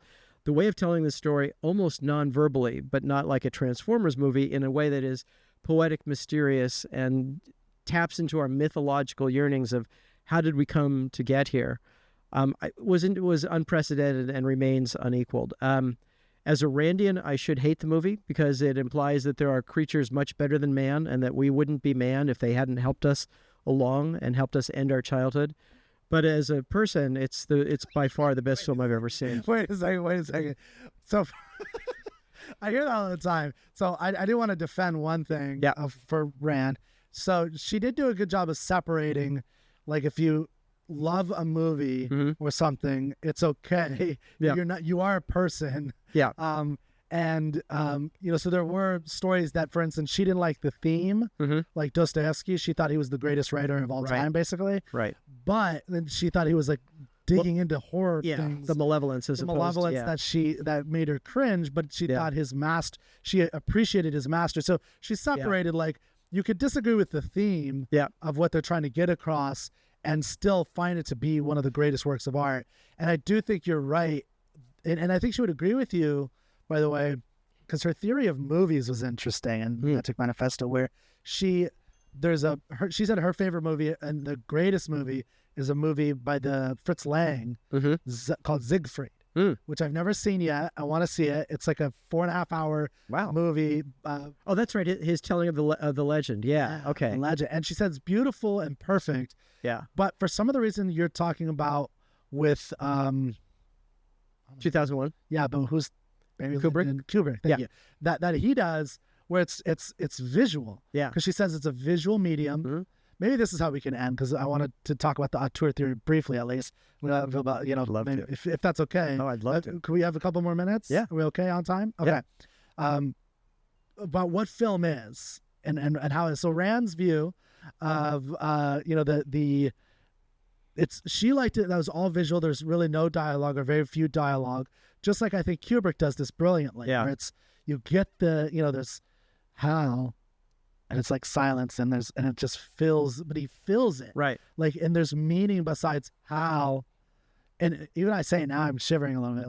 Like he wants to get in, and it's like there's something powerful there. But her view is that it's a visual medium, and it should be done visually. And Siegfried, apparently, according to her, I haven't seen it, every frame, if you frame it, is as beautifully composed as a painting. Yeah. And it's a paint, like everything's painting movement. And she thought that was perfect art. Fritz Lang is interesting because Metropolis obviously was one of his big films, and that was Forrest J. Ackerman's favorite film. Ackerman went on to become the editor of Famous Monsters of Filmland, which kind of helped my love for horror movies as I was growing up. And then later he directed M, which is one of the best, from 1931, which is amazing. Peter Lorre as the killer, the child killer. It's not Hitchcock, is it? No, it's Fritz Lang. I think Dial M for Murder. Yeah, different. Yeah. Same letter, different dialogue. Yeah. Yeah, it's a great film. Peter Lorre, it just gives a fantastic performance as a killer who is compelled to kill. And that's his defense, is you shouldn't hurt me because I can't help myself. And that's also the prosecution. Therefore, we should stop you from doing what you're doing because you can't help yourself. Yeah. Which is, But you see that. I don't think I've seen it. 1931 for me had 3 films that I love: Dracula, Frankenstein, and M. They're just remarkable films. Okay. Okay, so 2001, The Day the Earth Stood Still, the 1951-ish film, not the Keanu Reeves remake. I find very moving. To see our life through the eyes of an alien visitor, Klaatu, is very powerful. The original Planet of the Apes, 1968, one of the most exciting films ever made. And science fiction, we sort of thought of as a more cerebral medium that eschewed character and physical conflict. It was a great, rousing adventure story that told a really cool idea. And I think those movies have been remade really interestingly in the last 10 years, the 3 or so movies that they've made based on the original Planet of the Apes. Invasion of the Body Snatchers from 1956-ish. One of the best paranoid films ever made. The question of identity. What does it mean to be I? If I'm replaced by a being that's exactly like me, but with no heart, no emotions, is it still I? It's a film that's resonant today. Yeah. And both the communists and the anti-communists have kind of claimed it as their own. They've said that when you become a pod person, you're a communist. No, you become a person who's anti-communist. Yeah. Which means it's either a superb metaphor because it applies to its own opposites, or it's an awful metaphor because everybody can claim it. Well, it's abstract enough. It is. Where you can see both sides of, where it's going. So maybe it's good in that sense. or maybe it's too abstract. So you're saying, Yeah, who knows? The original The Thing, which was called The Thing from Another World. Yeah. James Arness, wonderful story. I strongly dislike John Carpenter's remake, despite the amazing special effects. But this movie was Howard Hawks produced, and some say that he helped Christian Nyby direct it. And the characters are so real and crackling and alive that you really want them to survive. It actually matters. Yeah. I felt the opposite in Alien and in the remake of The Thing, which is I wanted everybody to die quickly because I did not want to spend time with those people. Yeah, okay. I found them incredibly distasteful people. Okay, so pro The Thing, 1951. Yeah. Did you read the short story, John? Yeah, Who Goes There by John Campbell is an amazing story. Yeah, you recommended the book that got me to read that, actually. Amazing. Like, your friend wrote a book called... Yeah. Was it amazing or astounding? I forgot. Astounding, thank you. Astounding, which is about Campbell, the editor of the magazine Astounding, Asimov, Heinlein, and, of course, the infamous L. Ron Hubbard. The infamous L. Ron, yes. And it was a very interesting book. I recommend that book, Astounding, because it gives you a sense of... I'm always interested in media and the cultures that bring about these media changes. And that was a magazine culture that we don't have anymore. Really. Right. But anyway, so I was just asking if you had that. So Who Goes There? You like The Thing, which has I think the original The Thing has more of that connection, I think. Right? Actually, it's less, which is weird. Okay. Yeah. Carpenter's version is more true to the story. The problem is that for me, I did not want to be with those people. Whereas with the Howard Hawks, Christian Nyby, The Thing, I desperately didn't want them to die because I actually cared about them. Huh. So crazy. It's a crazy idea. Well, Howard Hawks is a wonderful director, and he wrote Rio Bravo, which is my favorite movie of all time, I think, because it's about friendship. Did he write or director? Okay. And it's one of my favorites of all time because it's about friendship. Yeah. I love the theme. I love how, he's challenged. The John Wayne character's really challenging Chance. Yeah. But he's not letting him get away with stuff. Anyway. Okay, so I'm hearing some science fiction elements. So you don't like the aliens. So you don't like Alien? Yes, I do not. And you or as much? I don't like it at all. Okay. Yeah. I was trying to give you an out. Thanks. Okay. No. So I guess you ever were able to work with Sigourney? Well, yeah. Who the hell's not Ridley Scott? Yeah, Ridley Scott did Alien. Okay. Yeah. I guess you ever worked with Ridley Scott. He's amazing in terms of production design and visuals. Just amazing. But I wouldn't. The characters didn't do it for you. I don't want his fingers near a script. I'm sorry. Some directors should be legally. That's going to be a meme across all of Hollywood because people care about my opinion. Ridley's shaking in his boots now. Ooh, yeah. So in your stories, that makes sense. Like, characters are more important than anything. I've got it again. Aside from 2001, in which the character is arguably the human race, it's not a character-driven film. I mean, Hal is by far the most interesting character in the movie.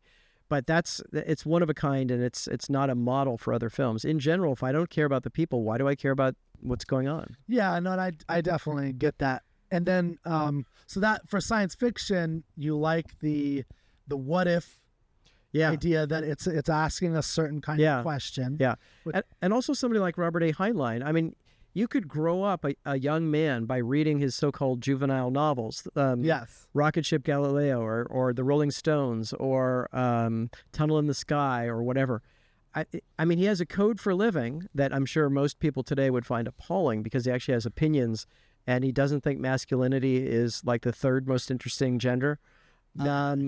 It's just he's gripping in terms of and how to present a world. How do you create a future or alternate society without having Mr. Exposition Man explain everything to the reader? And he was fantastic at it. There's one of his famous sentences is the door dilated. And you instantly get an idea. You're in a future and you sort of get a picture of that. And he's not shoving it in your face. It's just, this is a detail. We don't focus on it any more than we focus on, I have a lock on my door and you have to put a key, and we know that, so we don't talk about it. His way of integrating coming of age stories with alternate futures and pushing fairly often a libertarian philosophy, I found just amazingly powerful when I was growing up. No, I like I haven't read it as much as you have of Heinlein. I've read it's like Starship Trooper and his Moon is a Harsh Mistress, the classics. I think. Stranger in Strange Land. Yeah, that one was trippy. Yeah. That one was very interesting. Yeah. And I like the, I guess, pro-sex views that he Right. has. You know, he's not like, don't be ashamed of it. That's very, you know, it's Yep. very pro-sex, which I'm very, you know, pro-sex and not. I think our culture is very repressed in America, personally. So anyway, so I like Heinlein. I like those elements, especially, and he's a great writer. Like, obviously, incredible. So okay, so those are some of your influences, and we're talking a lot about writers, not like who goes there. John Campbell, the Howard Hawks infused story of 1951, versus John Carpenter's vision.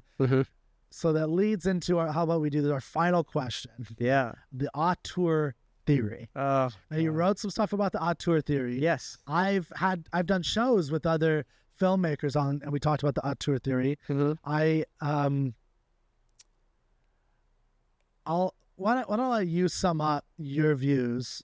So the auteur theory, just so everybody knows, is basically who is the author of a film, because there's a composer, there's a lighting director, there's a writer, there's multiple writers sometimes. Sadly. There's and then there's the hotshot executive producer who wants to have his say in it. Yeah. Can we do this? Wouldn't it be cool if so you have that, and then you have the money man who also has his stuff, right?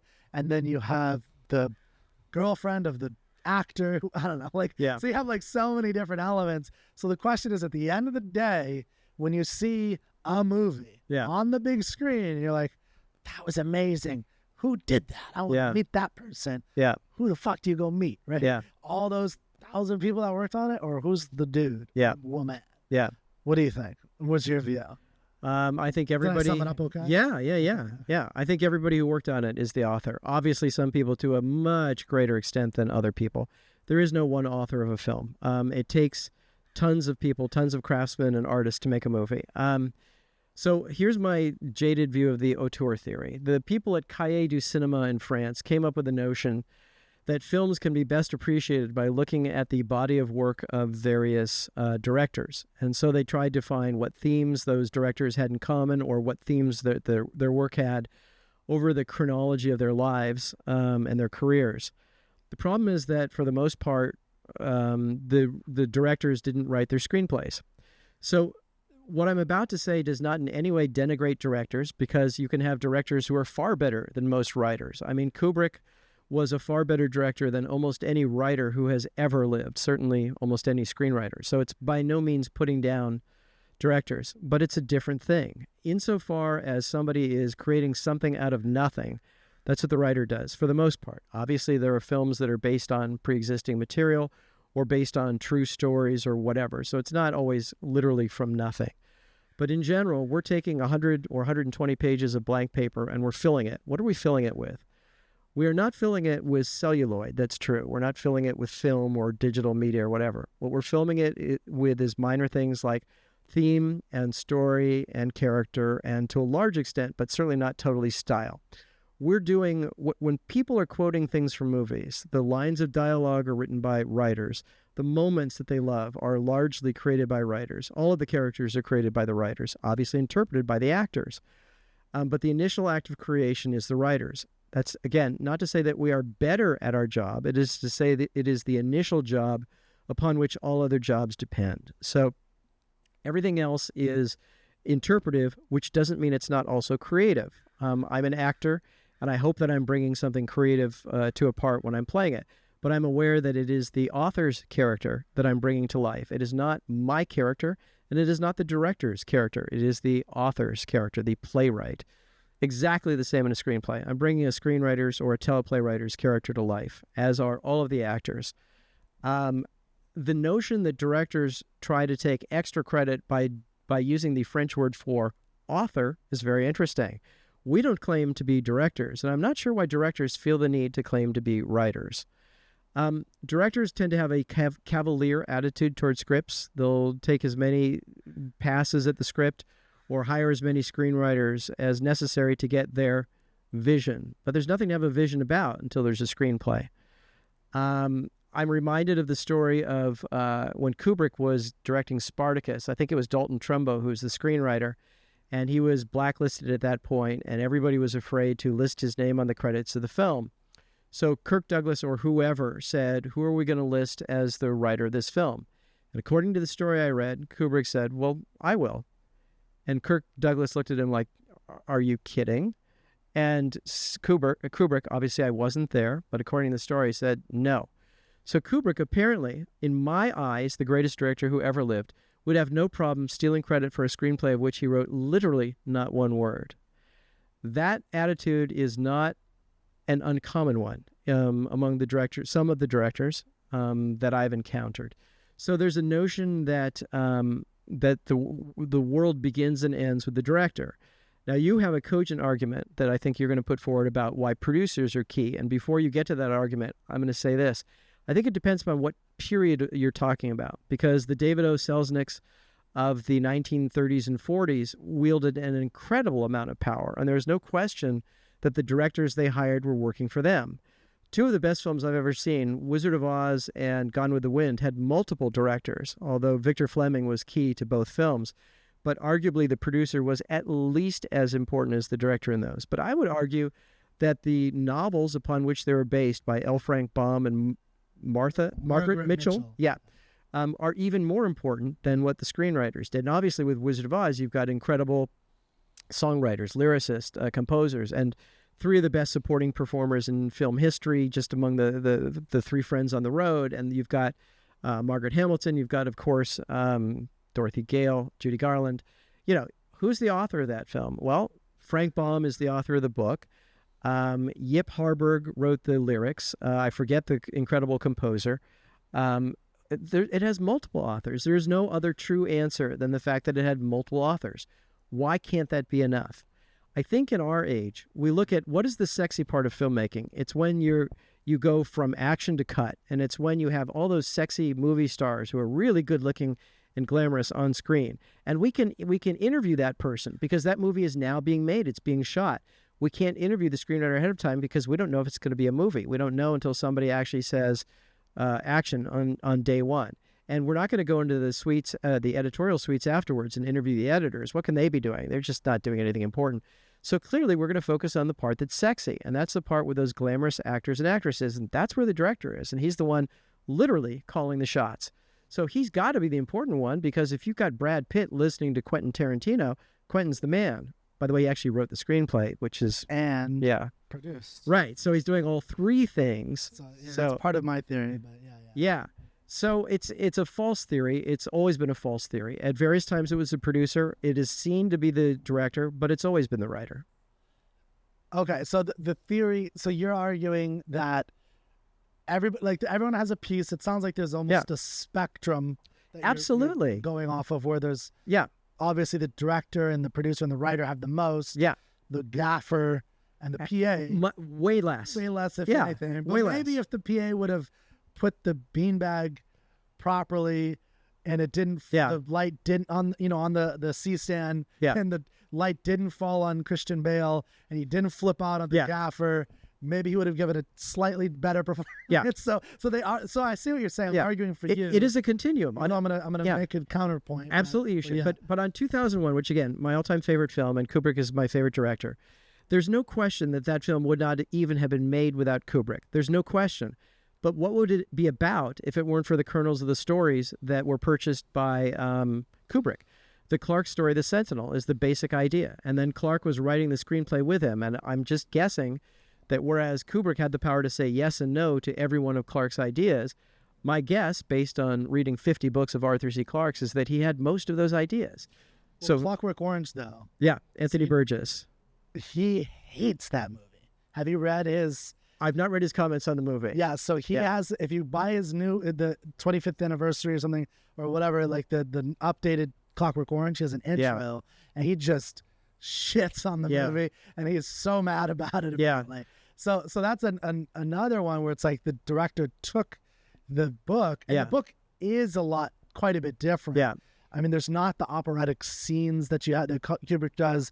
The movie is phenomenal. Oh, it's amazing. It's amazing. It's an opera. It's an incredible film. I mean, it's an incredible film. And I think Anthony Burgess is probably, the book is great too. Mm-hmm. It's got its own merits. The dialogue and the language he uses which is adopted in the movie to some degree, is heavy. Like you need like a special dictionary, I think, to do it. I think he might even provide one in the book. But my point is that that's a counterpoint to some degree where there's a disagreement. Oh, sure. Where it's like, and it's the vision is so peculiarly Kubrick's. Yeah. That it's almost like he's inspired by, but it is the plot's still there. There's still the characters. And I assume there was another screenwriter that it wasn't written by, at least not solely by Stanley. I'm sure. Yeah. The Shining, which is a film that I dislike strongly and which is a favorite of many horror fans. That's one where Stephen King went, he didn't get the point. And I think he's absolutely right. I think there's some... Okay, I haven't read The Shining, but I've seen it. So. I think there are beautiful shots in The Shining. I think there's certainly, he didn't want to do the book that King wrote. I mean, King wrote the story about an alcoholic man, a writer who's falling apart, and the isolation from his family and the physical isolation in the Overlook Hotel is making him come face to face with his demons. But it's the story of a man who starts out sane and then goes to a bad place, and the bad place feeds on his inner demons, and basically between him and the bad place, they become real. Kubrick, as the guy who starts out sane, cast Jack Nicholson. In the very first scene, when Jack is being interviewed for the job at the Overlook Hotel, he's doing Jack to the Jack level, or Jack to the steroid level. And you're going, oh, so you want an insane person who becomes more insane. Yeah. That becomes what the movie's about. And you're going, I guess that's a fine story, but I was much more interested in a sane person who becomes insane. Yeah. Then, as part of this normal family, you have Shelley Duvall as the wife. And then you encourage her to be Shelley Duvall to an insane level. And you're going, everything about this is bizarre. You've got an incredibly bizarre family that's going into this situation to start out with. And again, I saw the movie before I read the book. I was and am an enormous Kubrick fan. I love Stephen King. So my hopes for that film when it came out were huge. The last thing I wanted was to be disappointed. And perhaps my hopes were unfairly large. But each time I've seen it subsequently, I've thought, this is beautifully shot. Nicholson's incredible, even though to my mind, he's miscast because he's insane from the beginning. Interesting. Has great moments, and I think he just completely missed the book entirely. But, he's happy, or would be if he were alive. Yeah. That's a classic, of course. But can I say one more thing before you do on the producer thing? Yes. So William Goldman, who died recently, won 2 Oscars, one for Butch Cassidy and the Sundance Kid, and the other for All the President's Men. He was a remarkable screenwriter, and in my mind, a significantly better novelist than he was a screenwriter, which shows how good a writer I think he was. His tale of the auteur theory is the first time it was told to him, he waited for the punchline. And he goes on and on about it, and he says specifically, in any given film, these are the things that have to work out for the film to work at all. And he said in no particular order. I think he might have listed them in alphabetical order. Obviously the writer, obviously the director, obviously the producer, obviously the actors. In some films, the cinematography is key. You couldn't have that film without the cinematography. In some, it's the musical score. I mean, imagine Jaws, which I love, without John Williams' score.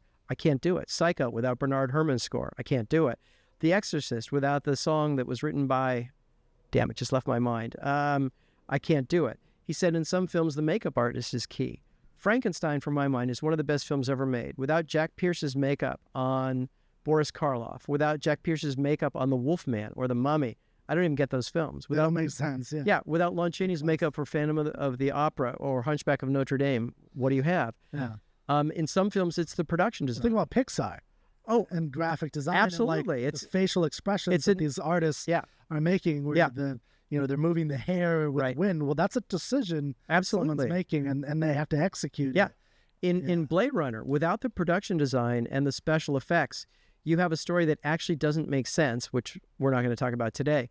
And I love that movie. But to me, Ridley Scott is great visually, but the cinematography, the production design are fucking fantastic. And if they'd had a better screenplay, it would be an even better movie, to my mind, than the movie that it already is, which is a really good film. Yeah. So there's a lot of people. And I get the reductionist desire to say, James Whale did The Invisible Man and The Old Dark House and Frankenstein and Bride of Frankenstein, and he was an incredibly important influence on those.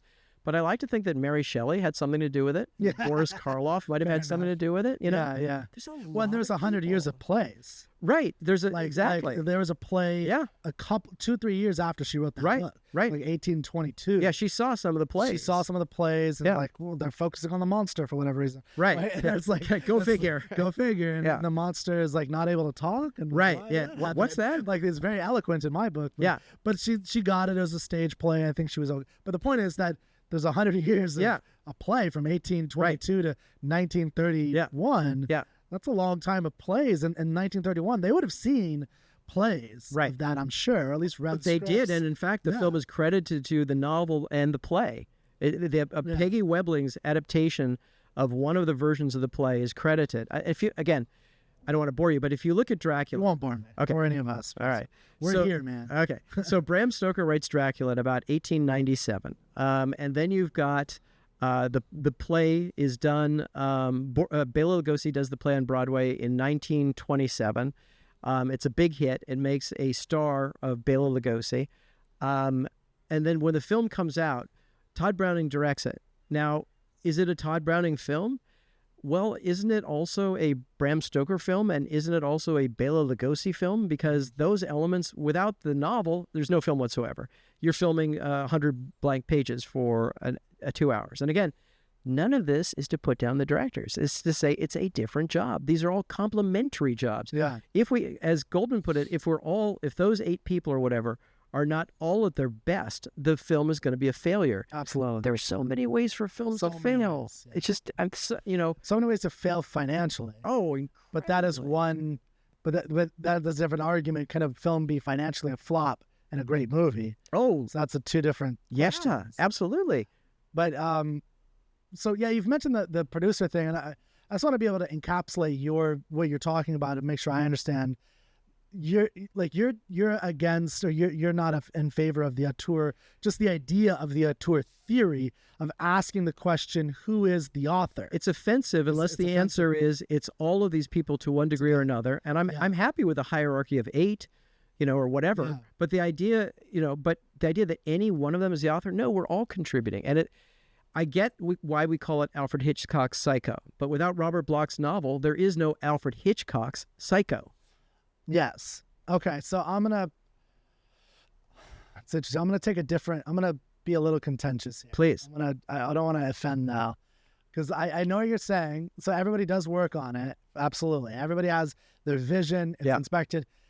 But I think the question is, whose ultimate vision is it? So for instance, so it's not just about, like, I think maybe the word author might be a little confusing, because that's usually about novels and the written word. Right. But I mean, think about like Michelangelo's David, right? Where there's maybe 20 craftsmen in his workshop. He's the master of that. True. He's the visionary with the master craftsman. Right. There's a lot of apprentices that are working on elements of it. Yeah. And he's putting it all together. It's clearly his work. He's also inspired by a classical story from the Bible. So is it the Bible's work or is it his work? It's clearly more his work. It depends on if I'm watching a play. So Who's Afraid of Virginia Woolf? To my mind, the second best American play that I've ever read. Mike Nichols directed it on Broadway. And I was not in New York City, and I may or may not have been alive, depending on whether I'm 22. But apparently did a fantastic job of it. But there's not a person in the world. I'm sorry. Did he direct it on Broadway or just did the film? I forgot. I've seen. There's a movie. Oh I've seen yeah, the movie. yeah, which he directed. The famous movie. So to call the movie, or call the if you saw the play, which is well directed, it is Edward Albee's Who's Afraid of Virginia Woolf. He wrote the play. So to say that because somebody directed it and is making almost all of the choices that a film director does, aside from editing and arguably aside from cinematography, although you can direct lighting on stage, why doesn't the director get the credit for that? Because we know that the playwright is key. We know that, again, he may not be the best part of the work, but he is definitionally the most important part of the work. Yeah. So for something like Psycho, it was a potboiler novel that Robert Bloch had written. Is the novel as good as the movie? It's not a millionth as good as the movie. The movie does not exist without that novel. So I have no trouble saying two things. Alfred Hitchcock's movie, work on his movie, was better than Robert Bloch's work on his novel. but Hitchcock has literally nothing to work on if the novel doesn't come first. Yes. To me, the thing about Michelangelo, which is a very good question that you're asking, is there's no narrative story that he's telling. And I mean, it is a bit of a reach to say he's going back to the Bible with David, but I'll buy that for the purposes of the argument. Biblical stories. Okay. Yeah. But that's still not as integral to what it is in terms of story, plot, characters, theme, as what the writer is doing. Yeah. So I'm not saying that the director has less control than the writer. He always has more control than the writer. I'm saying that his contribution, which may be better than the writer's, is not as essential as the writer's, because what is he filming? He's filming pages from a script. So essentialism is what I'm trying to go for, and I don't agree with the director side either. My side is, of course, the producer, because one, the unique nature of movies and how there's so many elements. Yeah. And so I called movies the businessman's art. Mm-hmm. And the reason I think that is that first off, the producer, just like a business owner, he's the only one who, not depending on the situation, who's often in charge of paying all the different elements and making sure the money is flowing to the writers, paying for a job. I mean, think about like making a car. Right, there's a lot of different people who are involved in making a car. Mm-hmm. There's the designers, there's the craftsmen, there's the engineers, and there could be like equivalent to writers and to the directors. Yeah, and they're all important. And we don't put their names on a car. At the end of the day, it's GM, right? Because they're the ones who are putting it all together. Yeah, and I think that the unique nature of movies makes it so. Now, it doesn't happen all the time, but my argument, as you mentioned earlier, is David O. Selznick. Yeah. Is also people like Howard Hawks, who at their best were producers and directors. Right. Alfred Hitchcock and some of his best stuff produced Kubrick and directed. Too. Yeah. Kubrick produced. Quentin Tarantino, I think Christopher Nolan. Yeah. When you see some of the greatest of all time, there's the combo, right, where they're putting it all together. Yeah. They're making the final visionary view, and they're also, there's elements of leadership. That is important. That's not as important if you're writing a novel. I agree. Or is it like you have to be a leader to make all the people. It's a very tough job. Yeah, like it's like Quentin Tarantino. I was seeing some behind the scenes stuff, and I loved the thing he was doing where it's like he went on the stage with all the actors and the crew, and he's like, guys, they do a chant. It's like, we get to make movies. Yeah. We get to, and it's like, he's trying to get them. It's like the Walmart chant. Like it's, like, I don't know if you've ever seen the Walmart chant. They have like all the employees get together and like do some chant and they have start their day or whatever. Right. I don't know. But just like you and I. Yeah, exactly. And I mean, look, everybody's super important. You have to have the movie, or you have to have the script, has to be good. The reason I think it's the producer is because, and it should be the producer, and at its best, it's the producer, is because a good visionary artistic businessman, like a David O. Selznick, maybe a Brian Grazer. I don't know if you would agree. I know he worked. I need to hear where you're going with it. Okay, because I just literally heard him on Joe Rogan. He was on there 2 days ago, and he talked about Liar Liar and some of that stuff, and how he seems to approach it a little bit more like a business, like an artist than some producers today, who it's just strictly a business. Yeah. So he seems to have a little bit of that element. I think David O. Selznick, for me, is the pinnacle of what is capable of doing, and of course Howard Hawks and those guys. Yeah. But they're putting together all these elements. They have what I call the ultimate vision, rather than the auteur theory, like who's the author. They have the ultimate vision where everybody comes with their visions, but they're putting it together, or they're at least controlling enough that it's their stamp over the entirety of the thing. And everybody's important, of course. And I think it's a good thing that Best Picture, who accepts it? The producer. And I think that makes sense to me.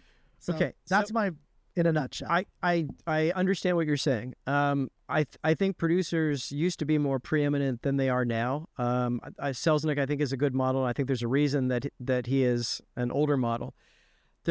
My wife and I count producer credits on films. Well, we count lots of credits, but there was one. Yeah, I know where you're going with this. I think there was 32. Yeah. And I've got a buddy who teaches with me who is a producer. And, it's not like we writers aren't touched by many other mother-in-law's a producer a little bit. Yeah. I mean, you've got executive, you've got associate, you've got co-producer, you've got producer, line producers. all these people do something very different. And sometimes they bring in financing, sometimes they bring in initial money, or they optioned it and then somebody bought it from them, but they still get credited. Sometimes they bring in a key piece of talent. Sometimes they're a manager of a major actor that you need and they're getting credited. I'm not putting any of their contributions down. I'm saying there's such a hierarchy and there are so many of them that it's now, I think, the rule rather than the exception, that there's one producer on every project. And especially if you've got something like a studio-driven film, like the Disney films, where you've got whoever, whether it's Kathleen Kennedy or whoever was or is in charge of the Lucasfilm brand, firing their pairs of directors on various films and replacing them. It is not is she a producer? Or she works for the studio, right? Or does she work for Kennedy? Yeah. Does she work for? I think I remember reading a book of hers back a long time ago. Yeah. How to Write and Sell or something like that. I don't remember. Okay. So whatever she is, works for the studio. Okay. So then if she's the studio executive, then she has more power. She has more final say on what goes into any of those movies than anybody else does. Yes. And whoever the Marvel guy is, I don't know his name, but his name is credited on all the Marvel things. I assume that he's got a huge amount of say, tons of say. I'm going to guess more say than any individual producer on those things, and perhaps more than the directors, depending on the director. But then without Len Wein inventing Swamp Thing or Wolverine or whatever, what are your films about? Without the guys who came up with Superman, without Siegel and Schuster. I love Richard Donner's film of Superman. It's one of my all-time favorite movies. Where is he without Siegel and Schuster? Yeah. He's filming his shoes. So, and without Christopher Reeve's incredible performance, which has not been duplicated. Well, do you know where the inspiration for Superman comes from? I've heard several stories, but I'd like to hear your version. Yeah, so it's Princess of Mars, Edgar Rice Burroughs. Okay. Did a story. So it's not a direct exactly, but Edgar Rice Burroughs in early 1900s, like 1903, I think, or something. Princess of Mars is a wonderful story. He's the Tarzan guy. He wrote Tarzan. And so Edgar Rice Burroughs writes the story of a Confederate soldier who goes into this cave after being chased by Indians or something, and he's transported to Mars. And on Mars, because Mars is a different, gravity situation, he's able to jump almost like he's flying, and he's extra strong. Yeah. And so basically Superman just inverted that. Like, what if, so we're the aliens going there, Superman's the alien coming here. Yeah. And he's inverted. So that was the initial inspiration, as far as I understand. Do we know if Siegel and Schuster read that? Because it is possible. I have read, so I know that Edgar Rice Burroughs comes first. Yeah. I read on the internet, so I don't have like verifiable, this is it. So I can't say yes to that question. But I have read, yes, they did read it. Just like the Joker. Like, he comes from a Victor Hugo novel. The Man Who Laughs? The Man Who Laughs is like a beautiful, one of my favorites. Has Gwynplaine, who's like disfigured at a very young age. And then there was an early silent film based on The Man Who Laughs. Conrad Veidt? Yeah, I think that's who it was. And it's like, when you see it, and it's not just makeup. I don't know how the hell he did that with his face. It's crazy. Yeah. And that apparently was the inspiration for the original Joker. Yeah. Like that figure, and it's like smiling all the time. Yeah. Anyway, but the point I wanted to make, I guess, is I totally get it. Like, there's an inspiration, because you keep going back to like, where would they be without the Superman? But I guess I'm trying to make an argument that's even broader, where those guys are actually coming from other people and they're inspired. So they're like, this is part of the game. Yeah. And the in terms of, there's a linear inspiration. I mean, you could go to, they're all Greek myths. Yeah. Right? And essentially, right? Yeah. These types of, like, this. Well, you're making an interesting argument, which is that there is no true 100% originality, which could very well be close to the case, because tons of writers are influenced by other writers. There's no question. I mean, I've read that Batman came from 3 different sources. I think the Scarlet Pimpernel was one of them. Scarlet Pimpernel. Yeah, and there was a show called The Bat, or a mystery play called The Bat, I think, that preceded, and I think there was another one. And I've heard origin stories of Superman. I don't think I've heard that one, but I'm certainly not doubting it. I think we're all inspired by one thing or another. Yes. Yeah. I remember when we did Liar Liar, I was very proud of the idea. And then when it came out and the film was a hit, somebody from the LA Times called and said he was doing a story about it, and he basically asked, have you seen this idea done before? And I said, I don't think I have. And then he listed like half a dozen plays, movies, TV shows, and my ego, which was enormous, is like deflating enormously.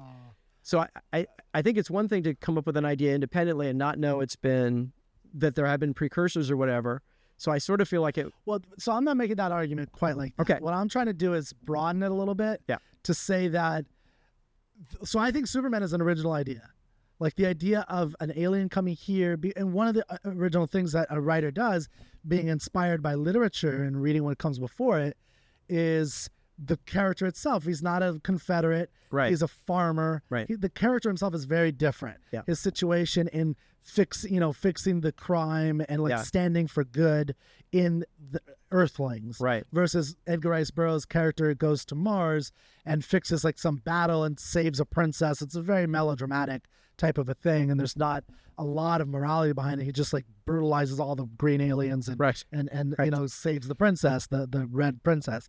And I mean, obviously there's like maybe metaphors about Indians that's there, but whatever. So I think Superman's original. I think the original Joker is not at all like Gwynplaine. It's inspired by Gwynplaine. I guess the argument I'm trying to make is that all of that, like these things, the question for me is who's ultimately putting it together, right? So it's like, yes, the authors or the writers are inspired by these things that came before them, or they just had a great idea, right? Like Liar Liar, where it's like completely, I mean, we could say Liar Liar was definitely birthed by you. You had the premise. You had that idea originally. It's your baby, right? But Brian Grazer was the main producer. Oh, yeah. So when it talks about the putting it all together, I think he puts it all together. He sure did, yeah. And that is why he has the stamp of, in the uniqueness of movies, because of its unique nature, because it's so expensive, like I could do, we could put together a play in an elevator and do that and just say that we wrote it. And it makes sense. It's not as complex. A movie that's millions of dollars is a different beast. It's like, who created Walmart? It's like, well, it's Sam Walton. He's the business. But there's managers, there's cashiers, there's all these people involved. And that's my general argument. And then the last thing I'll say, and then, I know we need to wrap up for you, is there is a difference between, because you brought up like different eras, and I'll let you have the last word on this. There's different eras. My argument is that what it should be, so not what it necessarily is. Okay. So I think, and I hope that this new era of, television, independent producers and production companies are growing, I hope. It sounds like that, so people who are making movies should think more that the producer should have some artistic element. And if you're going to produce a movie, like, don't be afraid of producing a movie. I think people with artistic elements go into directing because I think that's where the artistry is. But I think there's artistry, or can be, in producing, is what I'm saying. And David O. Selznick's story is a great story.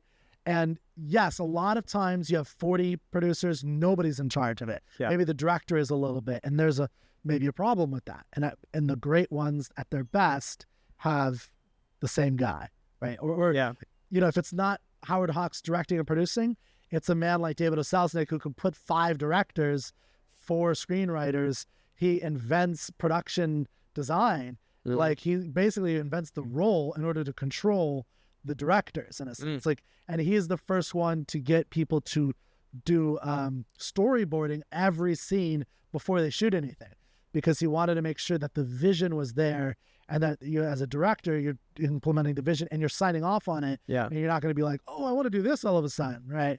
So that to me is at its best. The storyboard thing is really interesting, because I would argue that the person who does the storyboards is more important than the person who executes them. And I've heard that Saul Bass did the storyboards for the shower sequence in Psycho. And if that's true, and obviously it's shot incredibly well, everything about that is great. But if that is true, then I would say Saul Bass and Bernard Herrmann, who did the score, are the key reasons why that scene works, and that scene is key to the whole film. I guess I don't know that I deserve the final word because it's your podcast, but for me, it's a difference between an architecture and a construction foreman. The construction foreman hires everybody who works under him. He has everybody else. He's got the schedule, he's got the budget, he's got to raise the money, or he's getting paid for it, he's got to find the clients. There's no question he has to do more work. And I think the average producer probably outworks the average writer significantly. It's in many ways a more difficult job. It's more demanding. You're dealing with multiple personalities, prickly, big egoed personalities. and sometimes not the most sane people on the face of the planet Earth when you're dealing with the film business. Yeah, sometimes. Actors? No. And No, directors actors. have No, egos? they're totally normal. They're normal? Yeah. Yeah, they don't have problems. Okay. So there's no question it's incredibly important. But for me, if I'm looking at a building, it's Frank Lloyd Wright's building, if it's anybody's, before it is whoever he hired to do the construction. And again, I have to go back to plays, and I know that they're different media, and I know that there are additional things that film does that plays don't do.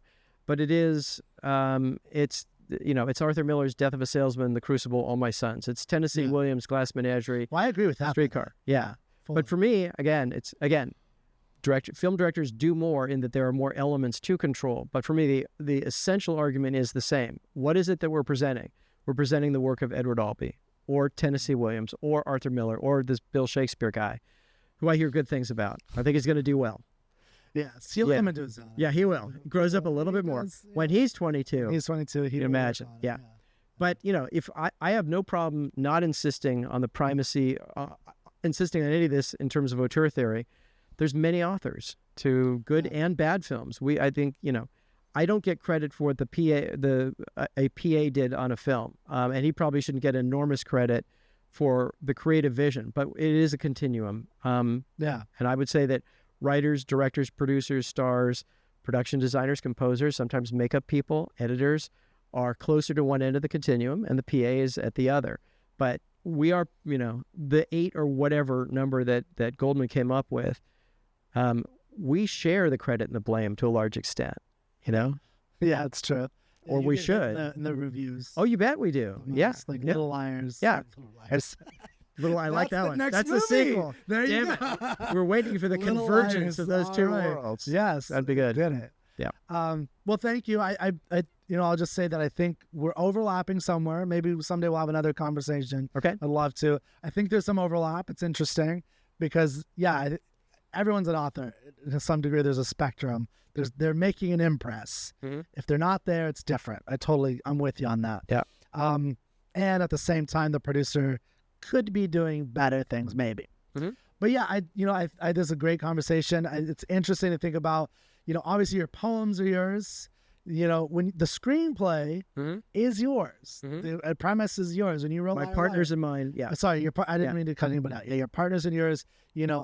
All those things are yours. Yeah, for sure. And that's always figuring out what that is really important. And then when it goes into final say, that's a big question. But I think it wouldn't happen. There would be no Liar Liar without that initial premise, for better or worse. Yeah, for better or for worse. So. Yeah. But yeah, so I think you're right, and I've had a great conversation. Same here. And I appreciate your time. This has been awesome. My pleasure. Thank you. Yeah, thank you. Hopefully we'll talk again. Sounds good. One day. All right. All right. Thank you Thanks, very Kurt. much. All right. Bye.